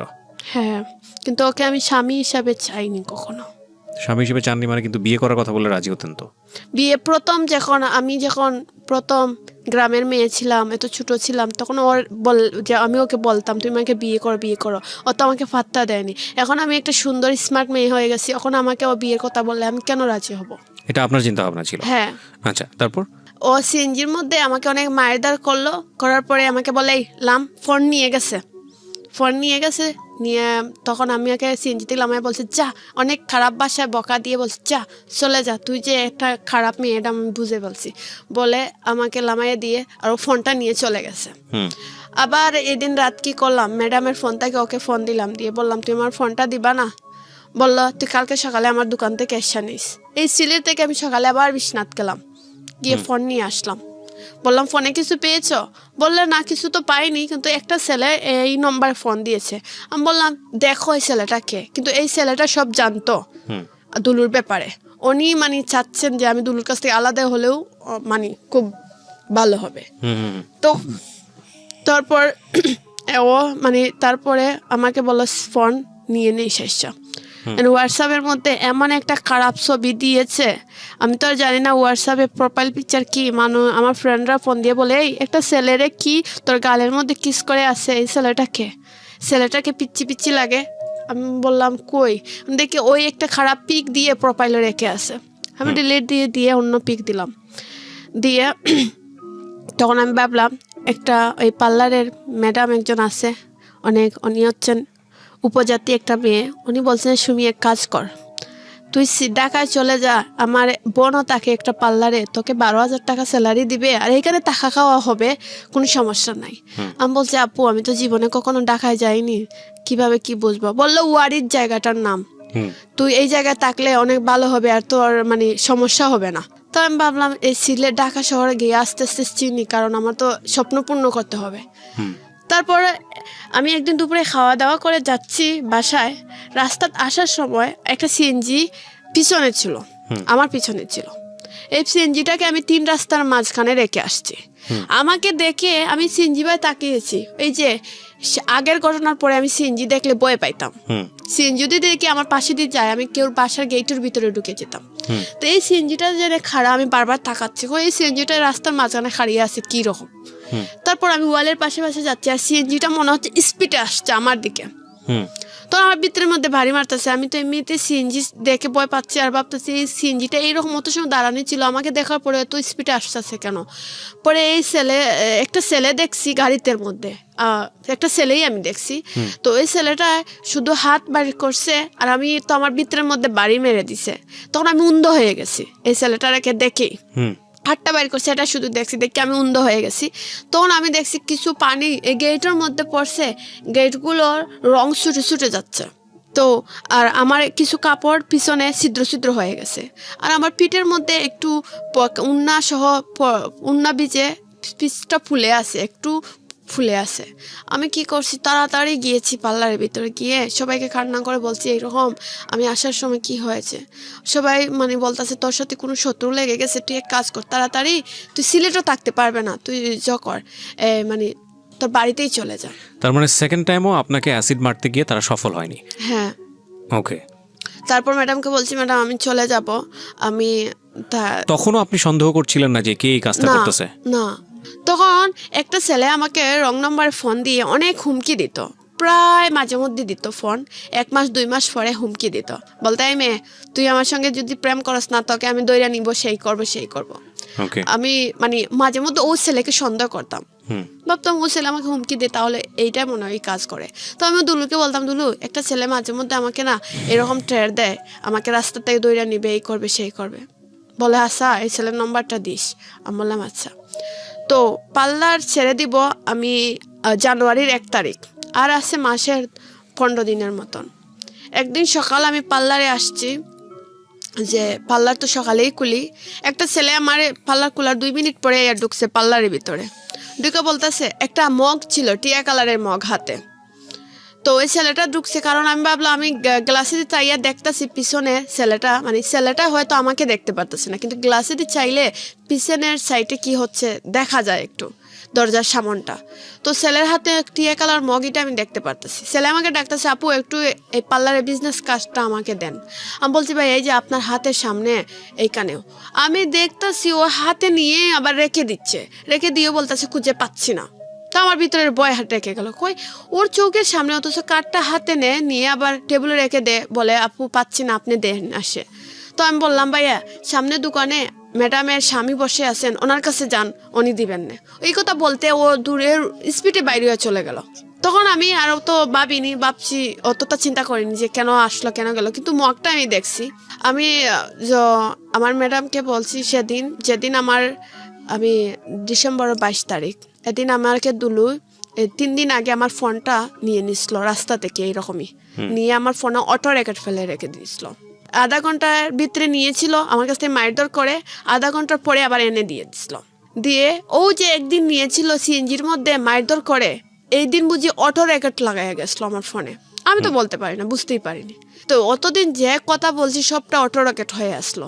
অ্যাক্সিডেন্টের 2-3 দিন আগে এই ফোনটা আবার নিয়েছিল, নিয়ে সব কথাবার্তা শুনে আবার ফোন এনে দিয়েছে, দিয়ে বলছে, সুমি ভালো, খুব ভালো থাকো, মারছি মনে কষ্ট পাইও না।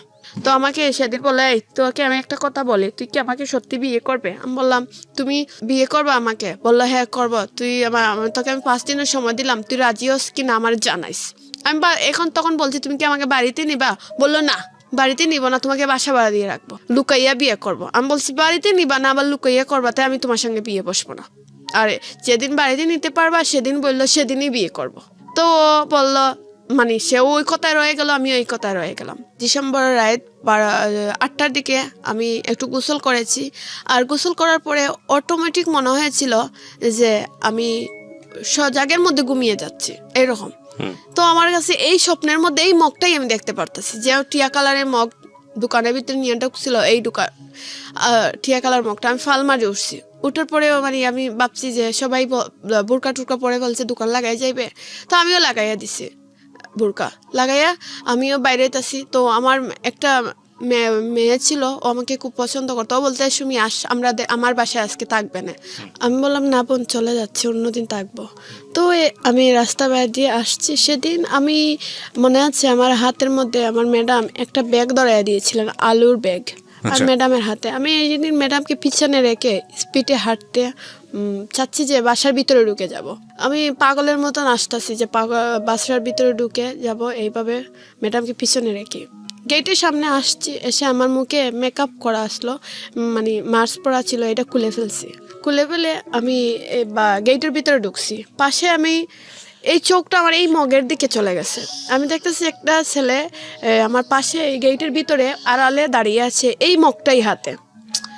আমি ভাবলাম যে এই স্বপ্নেই দেখলাম এই মগ, আর সেদিন আমার দোকানের ভিতরে এই মগটা নিয়ে গেল, এইটা দুন্দে পড়ে গেছি। দুন্দে পড়ে এই ছেলেটার দিকে তাকিয়ে আছি, আর তারপর কিছু বলতে পারি না। পরে আমি এক পর্যায়ে মানে 5-6 মিনিট পরে দেখি চারদিকে দুমা, আর আমি চিকরাইতেছি, কাউকে পাইতে পারতেছি, কাউকে আমি পাচ্ছি না খুঁজে। তখন আমি চোখে জ্বলতেছে, চোখে জলেরও না, সবকিছু দুমা দুমা লাগতেছে। এটা কি মানে আপনার ম্যাডামের মানে কোন এক কলিগ, মানে আপনারই কলিগ, মানে আপনার কি বলা যেতে পারে, ওই কলিগের নাম কি ছিল? ওর নাম ছিল তানিয়া। তানিয়া মানে তানিয়ার বাসার ভেতরের ঘটনা না বাইরের ঘটনা? না, তানার ভিতর না, ওর বাসা হয়েছে সাফরাং। ওর বাসা সবাই মোটামুটি। তার মানে কি আপনি দোকান থেকে বের হওয়ার পর পরের ঘটনা? ম্যাডামের বাসায় গিয়ে থাকবো। না না, দোকান থেকে এই ঘটনাটা ঘটেছে কোথায়? যেখানে ম্যাডামের বাসায়। ম্যাডামের বাসায় তো পার্লারটা?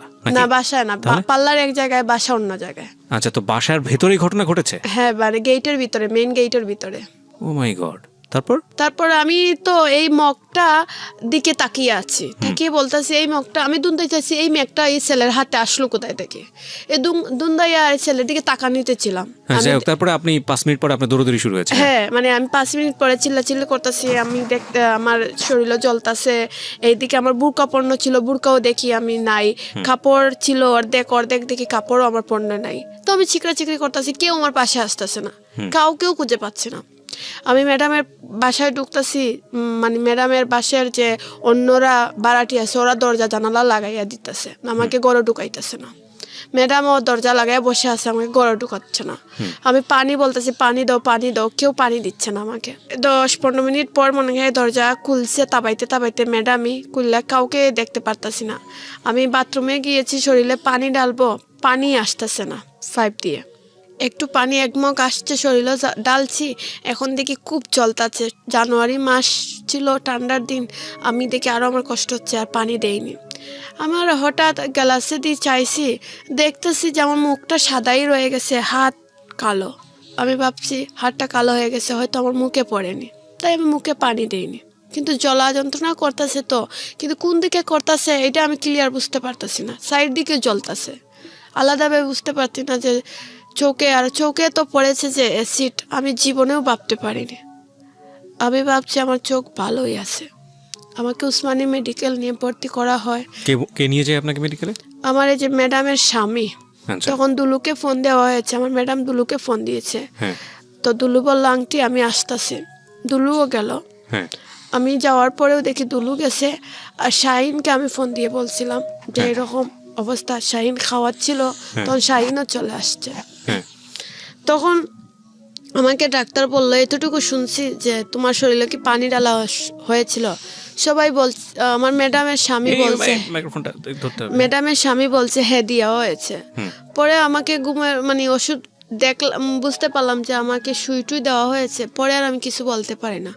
পরের দিন সকালে থেকে আমার মা আসছেন, আমার চোখ মুখ ফুলা, মা কান্নাকাটি করতেছে, ড্রপ চোখে দেওয়া হচ্ছে। এখন দেখতেছি ড্রপ দেওয়ার পরে আমি দেখতে পারতেছি, ড্রপ দেওয়ার পরে আস্তে আস্তে চোখ দিয়ে তাকিয়ে দেখি, সবই দেখতে পারতেছি। এইভাবে 15 দিন পর্যন্ত সিলেট মেডিকেল থাকলাম, তাদের ঢাকা উসমানী মেডিকেল চলে আসলাম। আসার পরে 1 মাস পরে আমার চোখ পুরোপুরি নষ্ট হয়ে যায়, আমি কিচ্ছু দেখতে পাই। ওই সময় কি আপনার কোনো ধরনের মামলা করা, পুলিশের কাছে যাওয়া? পুলিশ ছিল, পুলিশ উসমানী মেডিকেল যখন ভর্তি ছিলাম, পুলিশ যাওয়া আসা করছিল, আমাকে বলছিল যে এইটা কে বা কারা করছে তুমি জানো? আমি বললাম স্যার এরকম তো কেউ আমার শত্রু নাই। তখন বলছে তোমার কি মনে হয় দুলু এই কাজটা করতে পারে? আমি বললাম স্যার ও আমার বিপদ শুনে দৌড় মারিয়ে আসছে, ও কিভাবে করবে আপনি বলেন? ও কেন আসবে বলেন? ও তো দেখেন আমার যতটা বিপদ হয় এই সিলেট শহরে ওই পাশে এসে দাঁড়ায়। আমি মানে বিশ্বাস করতে পারি, মানে কল্পনা করেননি যে ওর দ্বারাই কাজ হয়। হ্যাঁ। পরে আমাকে পুলিশ বলতেছে, আমি পুলিশ তাদেরকে বললাম যে স্যার আমি জীবনে কোনোদিন বিশ্বাস করব না দুলু এই কাজ করতেই পারে না, আমি বিশ্বাস করি না। তখন পুলিশ তো তদন্ত করতেছে, আর আমাকে বলছে তোমাকে কোন নম্বরে বললা তোমাকে টের দেয়? তো 506 সেটা বলিনি, বলছি 509, বলছি এই নম্বরটাই। কিন্তু এটা ছিল দুলুর পার্সোনাল নম্বর, এই নম্বরে শুধু আমাকেই কল দিত, আমার ম্যাডামকে কল দিত। তো পুলিশ তো এই নম্বরটা বন্ধ, আবার কাকে খুঁজবে? বলতেছে এই নম্বর বন্ধ। এই নম্বর আবার আমার দুলুই পুলিশের গাড়িতে বসে আসামি খুঁজতেছে, কে বা কারা করলো খুঁজতেছে। পুলিশকে বলতেছে স্যার এই নম্বরে যে স্টাফ যখন করে থাকে তো শুন্য বলছে এই ছেলেটা গাড়ি চালায়, গাড়ি স্টেশন যায়, মানে বিভিন্ন জায়গা পুলিশকে নিয়ে যাচ্ছে। কতদিন লেগেছিল এই যে কাজটা দুলু করেছে এটা বের করতে? প্রায় 15-20 দিনের মতন। বুঝলো কিভাবে যে দুলু এই কাজটা করেছে? পুলিশ বললো, আমাকে মেডিকেল পুলিশ বলছে প্রথমই বুঝতে পেরেছে। পুলিশ স্যার যে উনি সুবৃত্ত নাম ছিল, উনি আমাকে বলছেন যে সুমি আমি প্রথমই বুঝতে পেরেছি, কিন্তু দেখলাম এখন যদি ওকে আমি ধরে ফেলি তো তোমার দৌড়াদৌড়িটা কে করবে? ওই যে ওষুধ বা ডাকায় নিয়ে এসব যাওয়ার মতন তো দেখছি লোক নাই। ভাবছি তোমাকে এটা দিক লাগাও, তারপর এটার আমি ধরবো। পরে ও আমাকে ঢাকা মেডিকেল নিয়ে গেল, আমার মা সহ ও দুলুও গেল আমাদের সঙ্গে, নিয়ে ঢাকা মেডিকেল ভর্তি করে চলে আসলো। 3 দিন পরেও আসার কথা ছিল ঢাকা মেডিকেল, আসতেছে না। পরে শুনি একটা পেপারে বার হইছে যে দুলু আমাকে অ্যাসিড দিয়েছে। পার্লারে মেয়েরা ফোন দিয়ে বলছে এই এরকম এরকম, আমি বিশ্বাস করিনি। কিন্তু ওই যে স্যার উনিও আমাকে বলেন না, ওনাকে ফোন দিয়ে বললাম যে স্যার এরকম অবস্থা বুঝি, বললো হ্যাঁ সুমি ওই করছে। আমি বলছি না স্যার এটা মিথ্যা কথা, ও করতেই পারে না। বলছেন ও করছে আমি প্রথমে বুঝছি কিন্তু তোমাকে বুঝতে দেয়নি, আর এখনো ও করেছে এটাই সত্য। তখন আমি বিশ্বাস করিনি, কারণ আমার আমার আমি বিশ্বাস করিনি, একদম করিনি। আমি ভাবছি পুলিশরা হয়তো ওকে জুড়ে যাতে এইসব করাচ্ছে। পরে এরকম করে ও জেলেই ছিল প্রায় 2 বছর পর্যন্ত। আচ্ছা, ও স্বীকার করেছে পুলিশের কাছে? হ্যাঁ, ও নিজেই স্বীকার করেছে। 5 জন আসামি মিলে ও বলেছে যে স্যার ও নিজেই দিতে চেয়েছিল অ্যাসিডটা, ওর পায়ে পড়েছে। ও মানুষটি দেওয়ার আগে নিজে ট্রাই করেছিল যে সিএনজি থেকে আবর হয়ে ও চেহারাটা যেভাবে আমি দেখতে পাই না সেইভাবে ও আমাকে অ্যাসিড দিবে কিন্তু সিএনজিতে কাপড়ে বাড়ি খাইয়া ওর পায়ে পড়েছে, সিএনজির ফুট জ্বলেছে, আমার উপরে পড়েনি। কিন্তু এই ব্যাপারটা আমি জানতাম না, পুলিশ বলেছে আর ও নিজেই স্বীকার করেছে। বলছে তারপরে একটা ছেলে 15,000 টাকা দিবে বলে একটা ছেলেরে কন্ট্যাক্ট করে এই কাজ করছে। ওই সেই দুলুই, ওই আপনার হচ্ছে ওই যে সবুজ মগ ধরে যে ছেলেটা কাজটা করে, টিয়া কালার মগের যেটা, মোটামুটি 3 বার চেষ্টা করে ও এই কাজটা করেছে। হ্যাঁ, প্রথমবার যে ও নিজে চেষ্টা করেছে, প্রথমবার 2 মানুষ 3 নম্বর বার বুঝি ও নিজে চেষ্টা করার পরে ওর পায়ে পড়েছে। আমাকে ছবিটা ইমুদ দিছে, আমি বলছি তোমার পায়ে ব্যান্ডেজ কি? বলছে আমি মোটর বাইক অ্যাক্সিডেন্ট করেছিলাম। তো আমি এত গুরুত্ব নেইনি, কারণ আমি দেখতেও যাইনি, কারণ আমার যাওয়ার ইচ্ছুক নয়। এই আমার অ্যাক্সিডেন্টের 7 দিন আগে তখন শুনেছি পুলিশের কাছ থেকে ও নিজেই দিতে চেয়েছিল। তখন আমি ওর চেহারাটা দেখে ফেলবো দেখে ও আবর হয়ে গিয়ে চাইছিল শুধু হাত দিয়ে আইডিয়ার উপর দিবে। তখন এই মানে একটা খাফে বাড়িকে ওর পায়ে পড়ে যায় আর সিএনজির ফুট পুড়ে যায়। যে ছেলেটাকে ভাড়া করেছিল ওকে 15,000 টাকা দিয়েছিল, হ্যাঁ, ওই ছেলেটাকে দ্বিতীয়বার চেষ্টাটাও করে। মানে আপনার সেকেন্ড টাইম চেষ্টা হয় তখন আপনার কাপড় চোপড় পুড়ে যায়, ওই সেকেন্ড টাইমও কি ও চেষ্টা করেছে নাকি অন্য ছেলেকে দিয়ে করেছে? হ্যাঁ। আচ্ছা, তারপর পরে ওকে ধরে ফেললো পরে মোটামুটি 2 নম্বর আসামিকেও ধরে ফেললো পুলিশ। ধরে ফেলে আমার দুলুকে বলছে যা তুই যে ধরা খাইছো 2 নম্বর আসামিকে বল আর একটা কাজ করবে, সেই কাজটাও তুই করতে হবে ওকে। 2 নম্বর আসামি মানে যাকে দিয়ে কাজটা করাইছে এই ছেলেটা, কারণ ওকে তো পুলিশ ধরতে পারতেছে না। রাইট। তখন পুলিশ বুঝি বলছে যে আমার দুলুকে যে তুই যে ধরা খাইছো তো এইসব কিছু বুঝতে দিস না। আমি তো এইসব কিছু জানি না, আমি মেডিকেল ছিলাম, শুধু পুলিশ বললো এইসব শুনে আমি আমার মতন চিকিৎসা নিচ্ছি। ডাক্তার বলছে আমি বাঁচবো না, আমার মাকে বলছে এই পেশেন্ট বাঁচানো যাবে না, অনেক পুরা হয়ে গেছে, প্রায় 72% এই রোগী সম্ভবই না বাঁচানি, তোমরা দেশে নিয়ে আল্লাহ আল্লাহ করে ভালো মন্দ খাওয়াই দাও। তো আমার মা আর কিন্তু আমি দেখেছি আমি পুড়ে গেছি ঠিকই, জ্বালা যন্ত্রণা অনেক হতো, কিন্তু আমার সবসময় মনে হতো যে আমি সব কিছু বুঝতে পারতাম, মানে আমার ফুসবুদ্ধি সবই ছিল। তখন আমার মা আমাকে কান্নাকাটি করতেছে আর আমার এইসব দেখে কান্নাকাটি করতেছে। আমার মা বলে আচ্ছা আমার মেয়ে যদি মরে যায় তো মরেও যাবে, আপনারা অপারেশনটা করেন। তখন 2 মাস পরে আমার অপারেশন হয়, সার্জারিং করা হয়। আপনার স্কিনে অপারেশন হয়? হ্যাঁ, আমার স্কিনে সার্জারিং করা হলো। তখন ডাক্তার সার্জারিং করার পরেও মোটামুটি আমি সুস্থ, খাওয়া দাওয়া হাঁটা পড়া করতে পারতাম। কিন্তু মিন টাইম কি চোখটা নষ্ট হয়ে গেছে? হ্যাঁ, 2টা চোখই আমার নষ্ট হয়ে গেছে। তো পরে ডাক্তার বললো যাক মেয়েটার হায়াত আছে। তারপরে আমি অ্যাসিড সাবাবাই ফাউন্ডেশন চলে আসি। হ্যাঁ, আসার পরে দুলু তখনও জেলে? হ্যাঁ, তখনও জেলে। আপনার মামলাটা কি আপনি করেছিলেন নাকি পুলিশ বাদী হয়ে? পুলিশ বাদী হয়, আমার মাকে নিয়ে মামলাটা করেছে। আচ্ছা, তো আপনার মামলাটা হয়েছিল কত সালে? 2014 ডিসেম্বরের 22 তারিখ, মানে 15 সালেই। আর অ্যাসিড নিক্ষেপ করা হয়েছিল কত সালে? 2014 ডিসেম্বরের 22 তারিখ। মামলা ওই 22 তারিখই হয়েছে? 22 তারিখ না, পুলিশ বলছে 15 মানে 5 তারিখ থেকে, 15 সালে 5 তারিখ থেকে মামলাটা হয়েছে। 15 সালের কত মাসের 5 তারিখ? 2015 জানুয়ারি মনে হয় কি তারিখে এটার মামলা। তো আপনি অ্যাসিড ভিকটিম হয়েছেন কত সালে? আমি 2014 ডিসেম্বরের 22 তারিখ আমাকে। ওকে, তারপরে 2015 সালের প্রথম দিকে এসে মামলাটা হয়েছে? হ্যাঁ, ঠিক আছে। তারপরে মানে ও দুলু জেলই ছিল। এইভাবে আমি মেডিকেল মোটামুটি চলাফেরা খাওয়া দাওয়া করতে পারতাছি, মোটামুটি সুস্থ। কিন্তু আমার চোখের ডাক্তারের জন্য বারবার বিভিন্ন জায়গায় যাচ্ছে, কিন্তু ডাক্তাররা কোনো আশ্বাস দিচ্ছে না আমার চোখ ভালো হবে। বলছে এই চোখ পুরাই নষ্ট হয়ে গেছে, কি করার বাবা, কিছু করণীয় নাই। পরে লাস্ট ডাক্তার বললো তো একটা দেশের বাইরে গিয়ে একবার চেষ্টা করে দেখতে পারো। পরে আমার চেন্নাই যাওয়া হলো। চেন্নাই কি আপনাকে ফান্ড করেছিল কে? এটা বাইরের ডিস্ট্রিক্ট থেকে কিছু গেস্ট আসছিল, ওদেরকে আমি কান্নাকাটি এটা অ্যাসিড সার্ভাইভার ফাউন্ডেশন থেকে। হ্যাঁ, ও এখানে আসলে মানে কিছু বেশি মানে কিছু আছে ফান্ড দেয় রোগীরাদেরকে। ওই ফান্ড থেকে আপনি চেন্নাই গেলেন ট্রিটমেন্টের জন্য? হ্যাঁ, একটা মানে ভিজিটার ছিল, আমাকে ফান্ড দিয়েছে আমার অবস্থা বুঝে, যে আমি চোখের জন্য যারা আসতাম কান্নাকাটি করতাম যে আমার চোখ চাই, পৃথিবীতে আর কিচ্ছু না। তো কিছুটা মানুষের হয়তো দয়া লেগেছে, আমাকে চেন্নাই যাওয়ার মতন একটু কিছু টাকা এই মেডিকেল দিয়েছে, এর জন্য ওরা নিয়েছে। তো ও জেল 2 বছরের মতন থেকে গেল।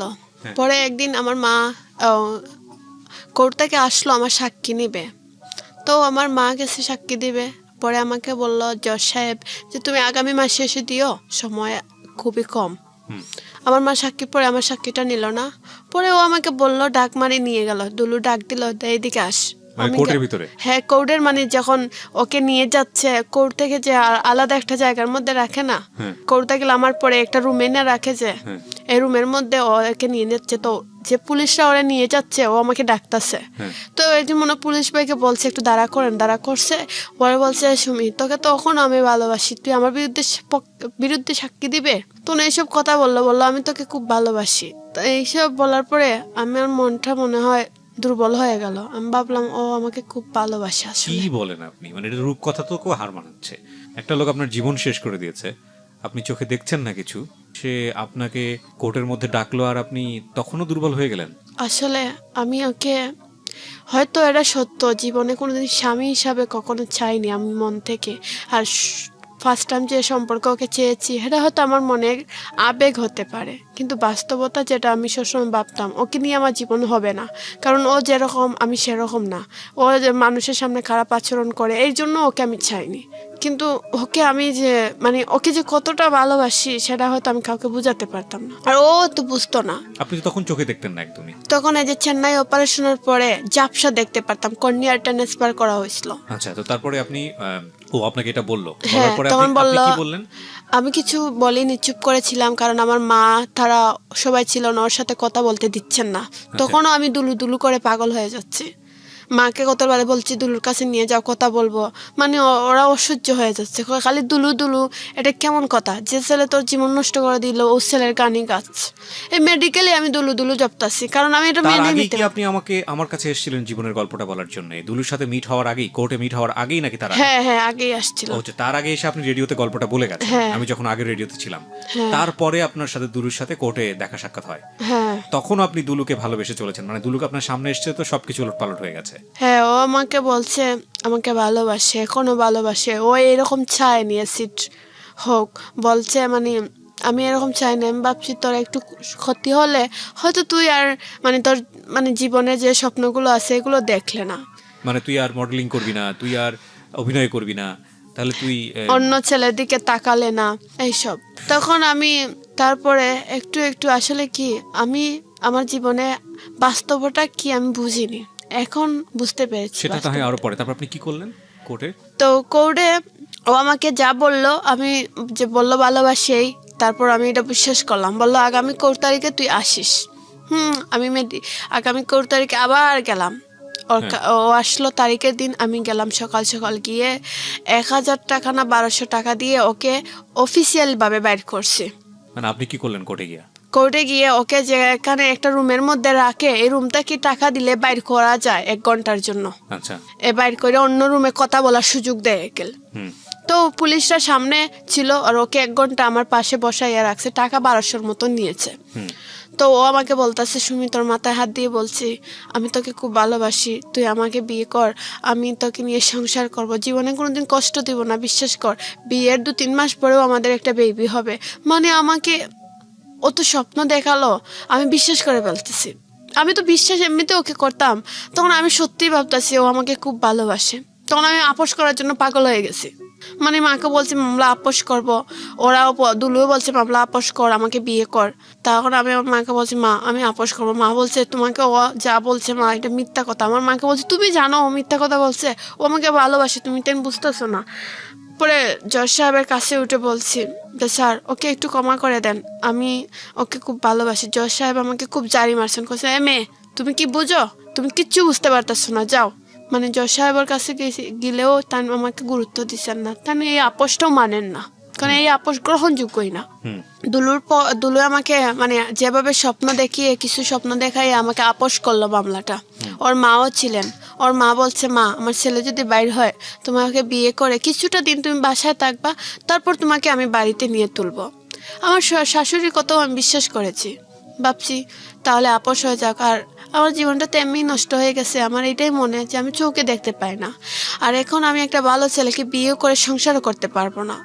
তাহলে ও যখন আমাকে ভালোবাসে তাহলে ওর সাথে আমার জীবনটা কাটিয়ে দিব, এইটাই ভেবে আমি আপোষ করেছি। ও জেলতেই বাইর হইছে, বাড়ার পরে ও মানে আমাকে 10 লক্ষ টাকা খাবিন দিয়ে বের হলো। মানে কিভাবে কিভাবে বের হলো? জামিনে বাইর হইছে হাইকোর্ট জামিনে থেকে। বের হলো। হ্যাঁ জামিনে বের হওয়ার ক্ষেত্রে আপনি সহযোগিতা করেছেন? হ্যাঁ হ্যাঁ আপোষ করেছিলাম।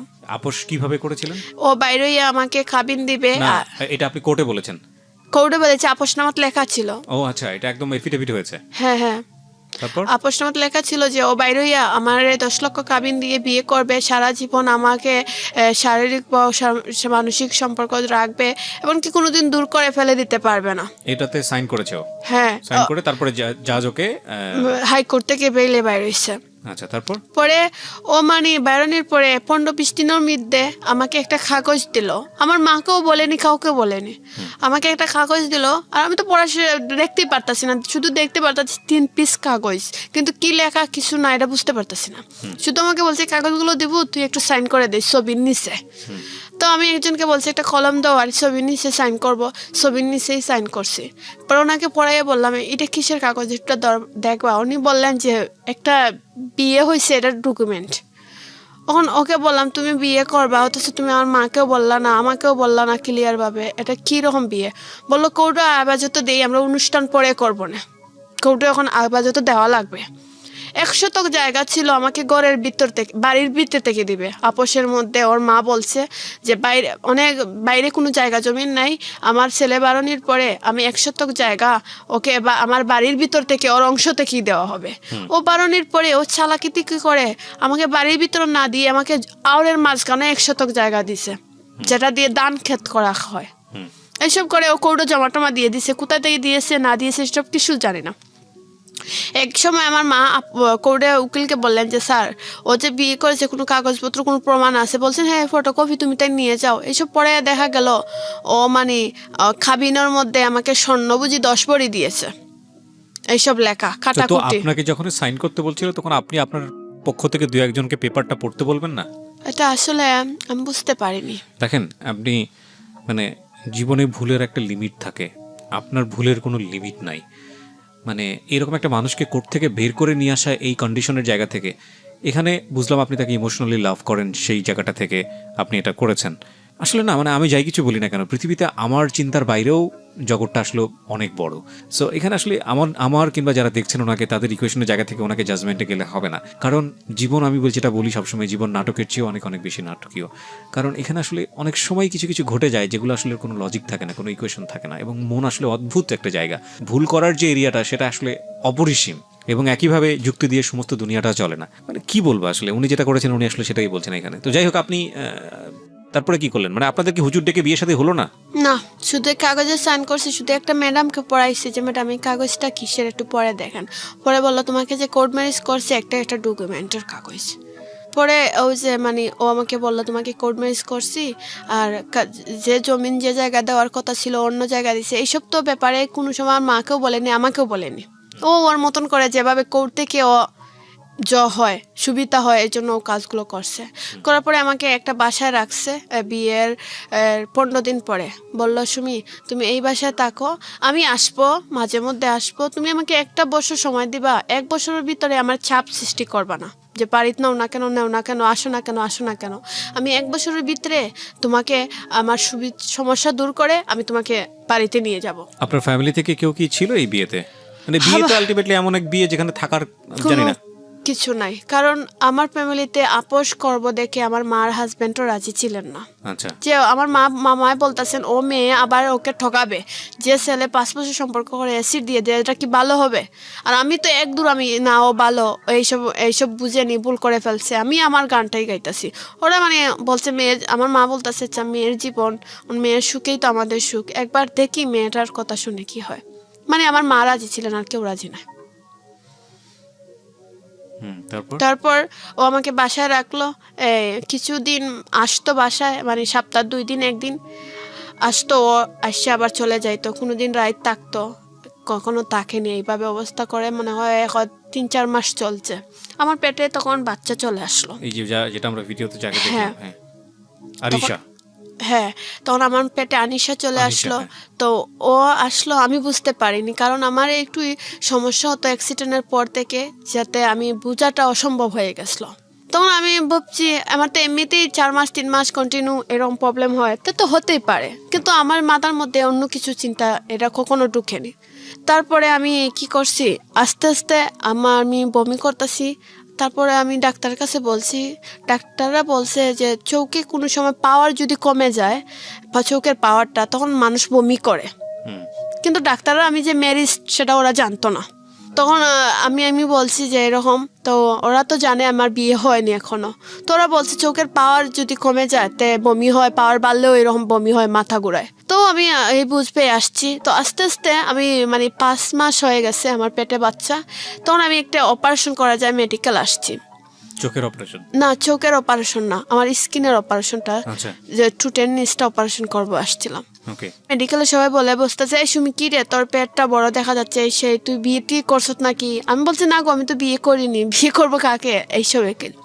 অপারেশন ডাক্তার বলছে আরো কিছুদিন পরে করো, চামড়া যত দেরিতে করবা তত ভালো। আমি চলে আসছি। তখন যেদিন আসছে ওদিন দুলু আসছে বাসায়, এসেও বলছে, এই তোর পেট দেখে মনে হচ্ছে তোর পেটে বাচ্চা আছে, বলেও আমার পেটের মধ্যে অনেক জোরে লাত দিয়ে দিছিল। আমি উবার ছিলাম, এই লাটটাকে খাটের মধ্যে বসে গিয়েছিলাম। তখন আমি বুঝে গেছিলো যে মানুষ যেভাবে পেশাব করে এরকম আমার সারা পেশাব করে ফেলছিলাম, এরকম বুঝে গেছিলো। আমি তখন বুঝতে পারছি না, আমি বসে গেছি, কারণ আমি এটা আমার পেটে বাচ্চা আমি তো কোনো বুঝতে পারিনি। আমি ভাবছি যে ওর লাতের সাথে আমি পেশাব করে ফেললাম কেন, এটা মানে দুন্দাইতেছে আর পেটে ব্যথা করতেছে। ও তো লাত মেরে ওর মতন ও বসে কি হিসাব করে চলে গেল, আবার কি যেন হিসাব করলো, টেবিলে বসে আবার চলে গেল। পরে মাকে বললাম, মা এরকম আমাকে দুলো লাত মারছে, এভাবে আমার সমস্যা হচ্ছে। মা বলল, কেন বেটি, এটা কেন হবে হঠাৎ ধরে? তা আছেন, তোকে নিয়ে ডাক্তারের কাছে যাই। তখন মহিলা ডাক্তারের কাছে গেলেন। মহিলা ডাক্তার বললো, তুমি কি বিয়ে হয়েছে? আমি বললাম হ্যাঁ। কতদিন ধরে তুমি এইরকম সমস্যা তোমার? আমি বলছি 5-6 মাস হবে। বললো তাহলে পেশাব পরীক্ষা করো। পেশাব পরীক্ষা ধরা দিছে, আমার পেটে বাচ্চা আছে। পরে আমি আলট্রাসাউন্ড করলাম, বললো 5.5 মাসের বাচ্চা। দুলুকে ফোন দিলাম, বললাম আমার পেটে 4-5 মাসের 5 মাসের বাচ্চা ডাক্তার বলছে। কয়ে বাচ্চা কোথা থেকে আসলো?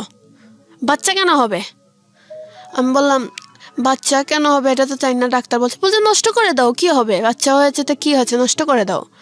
আমি বলছি নষ্ট করে দিব? বললো হ্যাঁ করে দাও, আমার যখন প্রয়োজন হবে তোমাকে বলবো, তখন আমরা বাচ্চা করবো। পরে ফোন রাখার পরে ডাক্তারের কাছে গেলাম যে ডাক্তার আমি বাচ্চাটা নষ্ট করতে চাই, কিভাবে কি করব। তখন ডাক্তার বললেন, দেখো এই বাচ্চাটা রেখে দাও, তোমার জন্য ভালো হবে, নষ্ট করার দরকার নেই। জীবনে মানুষ একটা বাচ্চা কান্না করে পায় না, আর তোমাকে আল্লাহ দিছে, নষ্ট করবা কেন? 2 দিন পরে তোমাকে হাতে ধরে হাঁটবে। তখন আমার মাইন্ডে আসলো, আসলে আমি তো চোখে 2 দিন পর দেখতে নাই পারি, এখন তো জাপসা দেখতেছি, 2 দিন পরে তো জাপসা দেখবোই না। তখন ওকে আমি ফোন দিয়ে বললাম, এই শোনো, আমার বাচ্চা তুমি বলতেছো নষ্ট করে দিব, আমি নষ্ট করবো না, এই বাচ্চা কিভাবে পালবো এটা আমি দেখবো, আমার বাচ্চা আমি পালবো। বলছে তে মনে রেখো, তুমি যদি মরেও যাও আমি তোমাকে এই বাচ্চার তলে গিয়ে তোমার তলে 1 টাকা খরচ করবো না। আমি ভাবছি হয়তো রাগের মাথায় বলতেছে। তখন আমি বাসায় চলে আসলাম। ও আমার সঙ্গে আস্তে আস্তে খারাপ ব্যবহার শুরু করলো। অমানুষের লিমিট থাকে, কিন্তু আজকের এই গল্পটাতে এমন একজন মানুষের গল্প শুনছি, মানে অমানুষত্বের লিমিটলেস, যদি এই ভদ্রমহিলা যদি সত্য বলে থাকে।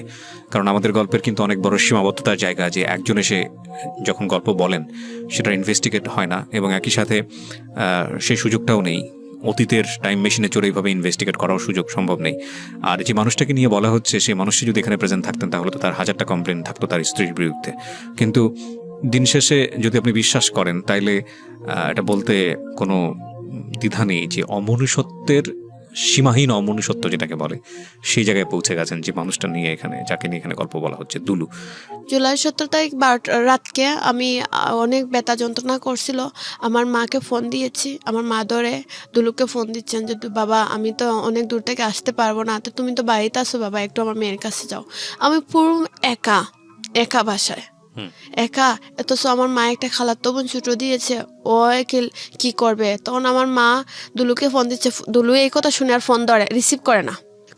সারা রাত দুলুকে ফোন দেওয়া হলো, আমার ফোন থেকে রিসিভ করে না। পরে 12টার সময় বাসার সবাই কিছু মোটামুটি আসলো, দুলুকে ফোন দেয় যে এরকম সুমিকে নিয়ে মেডিকেল ভর্তি করা লাগবে।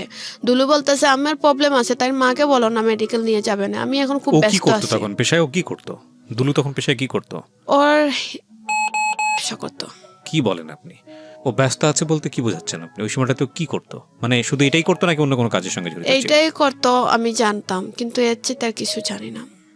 প্রিয় শ্রোতা এবং দর্শক, উনি যে কাজটা করতো সেটা আমরা প্রচার করছি না এখানে, কারণ যেহেতু আমাদের হাতে এভিডেন্ট নাই, এটা একটা অবৈধ পেশা ওনার কথা অনুযায়ী, সুতরাং আমরা এটা প্রচার করছি না। জি বলুন। তারপর পরে কিছু ও বলতে সময় নেই, তারপর ও আসেনি। পরে কিছুদিন পরে একটা কাপড়ের ব্যবসা করে আমার মেয়ে হওয়ার পরে। একটা কাপড়ের দোকান করলে আমার মেয়েকে দেখতে আসেনি। আমার মেয়ের বয়স 1 মাস হয়ে গেছে, ও আসেনি।